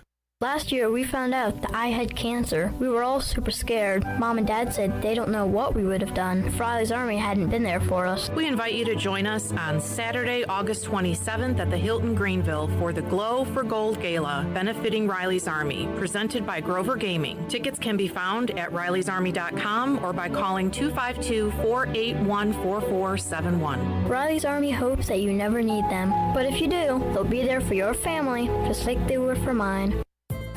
Hey Pirate Nation, this is Holton Ahlers, and when it comes to getting your family together, there's no better place than Familia, which is Italian for family. Familia is the place I like to bring my football family, especially my offensive linemen. Whether it's great New York-style pizzas, homemade meatballs, lasagna, chicken parmesan, or delicious homemade desserts, Familia is a winning play every time. For dine-in or takeout, make Familia your go-to play when you have a hungry team. Familia on Fire Tower Road near Pitt Community College. Go Pirates! Ahoy there, mateys! It's Captain Jack Spare of R&R Tire Express, your local tire and wheel shop in Greenville, offering affordable, easy payment options for easy ownership, savvy? Our customers love our treasure of tires and wheels, easy payment options, and customer care package, too. To learn more about R&R, stop by 3920 US 264 or rnrtires.com. Hello, Pirate Nation. This is Kyle Gaines at Washington Chrysler Dodge Jeep Ram. We are growing, so is our service department. We're adding more space to provide a faster, more affordable service for you. Come sit down with our team and let us customize your next Jeep or truck. Have the freedom to pick out your own lift, wheels, and tires and more. Drive a little, save a lot when it comes to customizing your next vehicle. We're at Washington Chrysler Dodge Jeep Ram, located off 264 West in Washington, North Carolina, and online at WashingtonChryslerDodgeJeepRam.com. Be sure to check out David Price Construction for all of your commercial or custom residential renovation and building needs. Run by ECU alumni, David Price Construction specializes in commercial projects, maintenance on facilities, and large-scale residential renovations and additions. Proud to be voted the Remodeler of the Year by the Home Builders Association of Raleigh-Wake County in 2018 and Best Business Commercial Remodel Project winner for 2020. David Price Construction, the proud ECU Home Services partner. Hello folks, this is Jamie Lane with Carolina Hardscapes and Mulch. We believe that making memories with your family and friends is what life is all about. If you have a dream of having a backyard patio, fireplace, pool, walkways, fire pits, or more, then Carolina Hardscapes is the place to call at 364-1201. You can stop by our outdoor showroom on Fire Tower Road across from Bostic Sugg Furniture. At Carolina Hardscapes, we look forward to making your backyard the place to be. Find us on the web at CarolinaHardscapesandMulch.com. Make a splash with Bassett Triple Summer Savings from Bostic Sugg Furniture. Hot looks, cool styles. Kick back, relax, and upgrade your seats and save. Buy any regular price Bassett recliner, sofa, or sectional and get $50 to $150 off every additional seat with free local delivery plus 12-month special financing. Shop our wide selection on in-stock bedrooms, dining rooms, and other living rooms. And save the sales tax and get free local delivery now at Bostic Sugg Furniture. This is Bryant Packard, ECU former baseballer. You're listening to Pirate Radio, the voice of Pirate Nation.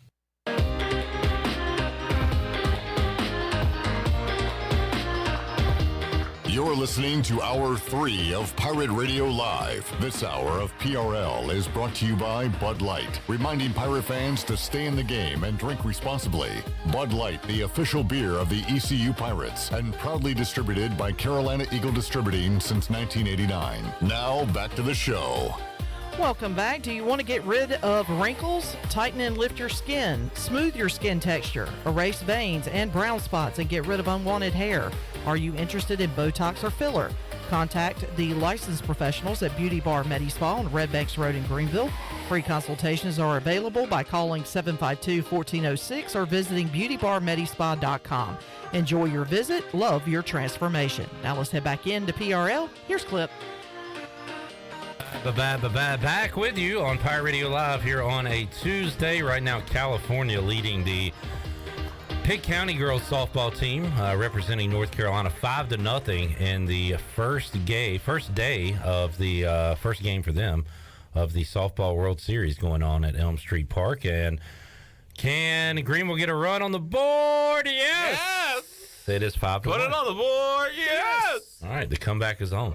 Brian Meador, Chain Man, Shirley Rhodes, CJ Schaefer here on a Tuesday. Meador, great to have you in here, man. Hey, man, always great to sit with you guys. What a great relief pitcher Meador is.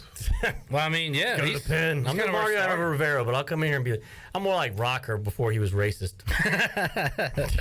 We should have played the trumpets like the Diaz guy for the Mets. No, we shouldn't. Sorry. We should not do that. That's not cool. Boy, John Rocker. How do you feel about the freaks on the subway, Meador? No. I've been on those subways, man, and I get where the rage is coming from. We should have John Rocker on the Rage Room. Yeah. You know, John Rocker went on to be on Survivor, the television program. Yeah. And on that program, this is years and years later, after his baseball career and everything, he told a woman, he said, if you weren't a woman, I'd punch you right in the face. Yes, he did. I was like, old Rocker's still got classic. Yes, he does. I should have said Mitch Williams. Is that better? Oh, yeah. Wild thing. You ever had Mitch Williams' hair at any point in your life? You know what? When I was young, I had a mullet, and I'm talking like, freshman year of high school. I had a pretty strong mullet. Felt good about it. Of course, back in the 80s in Fuquay Arena, we didn't call it the mullet. That was just the hair you had. The norm. That was the norm, man. The huge. Yeah, it was. You didn't put any product in it. That's what you looked like. So. We didn't have, so the 5-second game, we can play around real quick. We got time. So, Meador, all it is you ask somebody a question and you have 5 seconds to answer it. As long as you know the answer to the question, you can ask it. And we'll go around the horn real quick. You put me on, I'm not focused. No. You had a whole case. We'll go around first. Is there a category? I'll give you an example of the question. Culture? Yeah, kind of, but we go sports. We go, like Bryce Williams kind of took us into a different realm. He's like to go down the old trivia route, history, things like that. I like to do, for example, CJ, name a Steelers wide receiver whose first or last name started with the letter A since you've been watching football. Antonio Brown. Okay, so I said CJ. Yeah, but you were doing it as an example. Oh, that's what you were looking for. Yeah. Antoine Randall. That's what I was thinking. Antonio Brown works, but that is an example of what we do. Okay. But why? Are you a Pittsburgh fan? Yes, he is. Okay. And then CJ will be in control, and he'll point out the person. If the person misses, they're out. It's pretty simple. All right.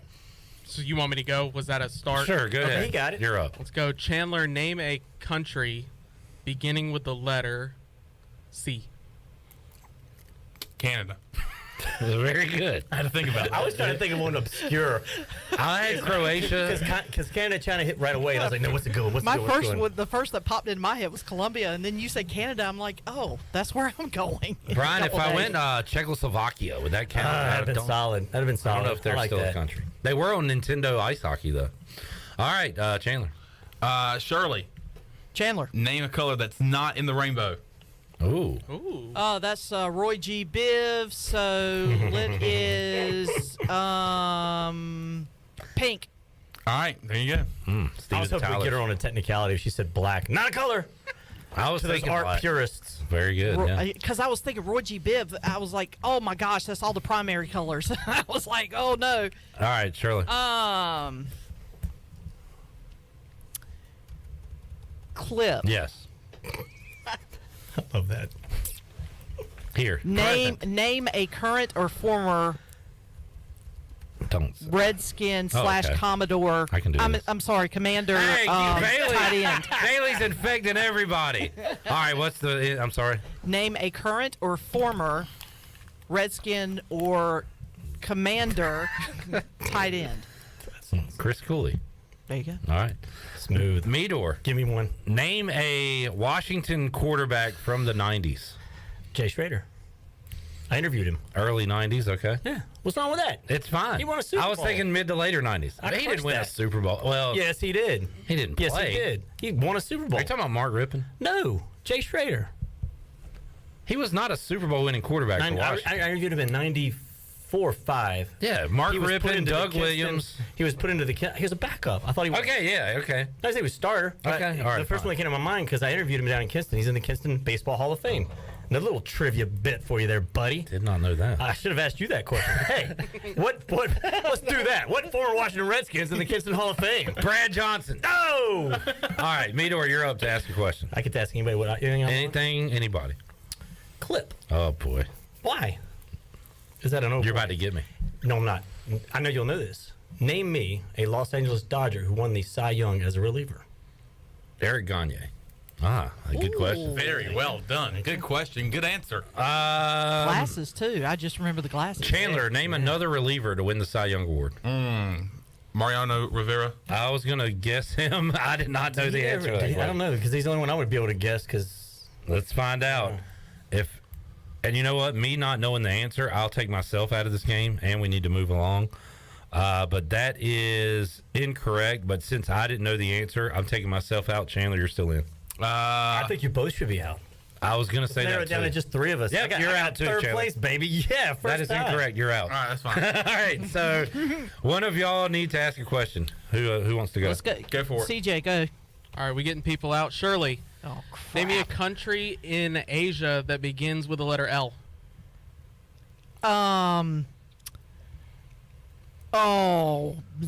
Latvia.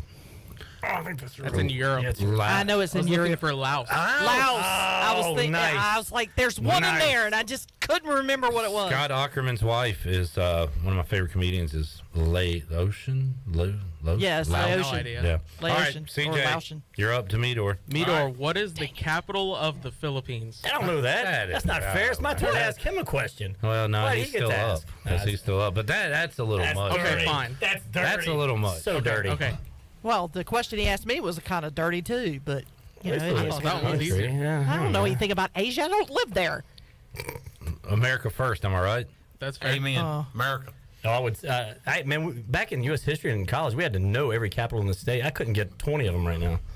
We had to we had to get them all. I couldn't do it. Go ahead. All right, name me the capital of California. I thought you were going to say Sacramento. I thought you were going to say North Carolina. I was going to say Raleigh. Sacramento. All right, Meador, you and CJ, heads up to wrap up the show. I still can't find a reliever that won the freaking Cy Young. There's got to be one. Outside of, What a my terrible boy Gagne. question. Yeah. But anyway, ask CJ a question. You want to call it a draw, man?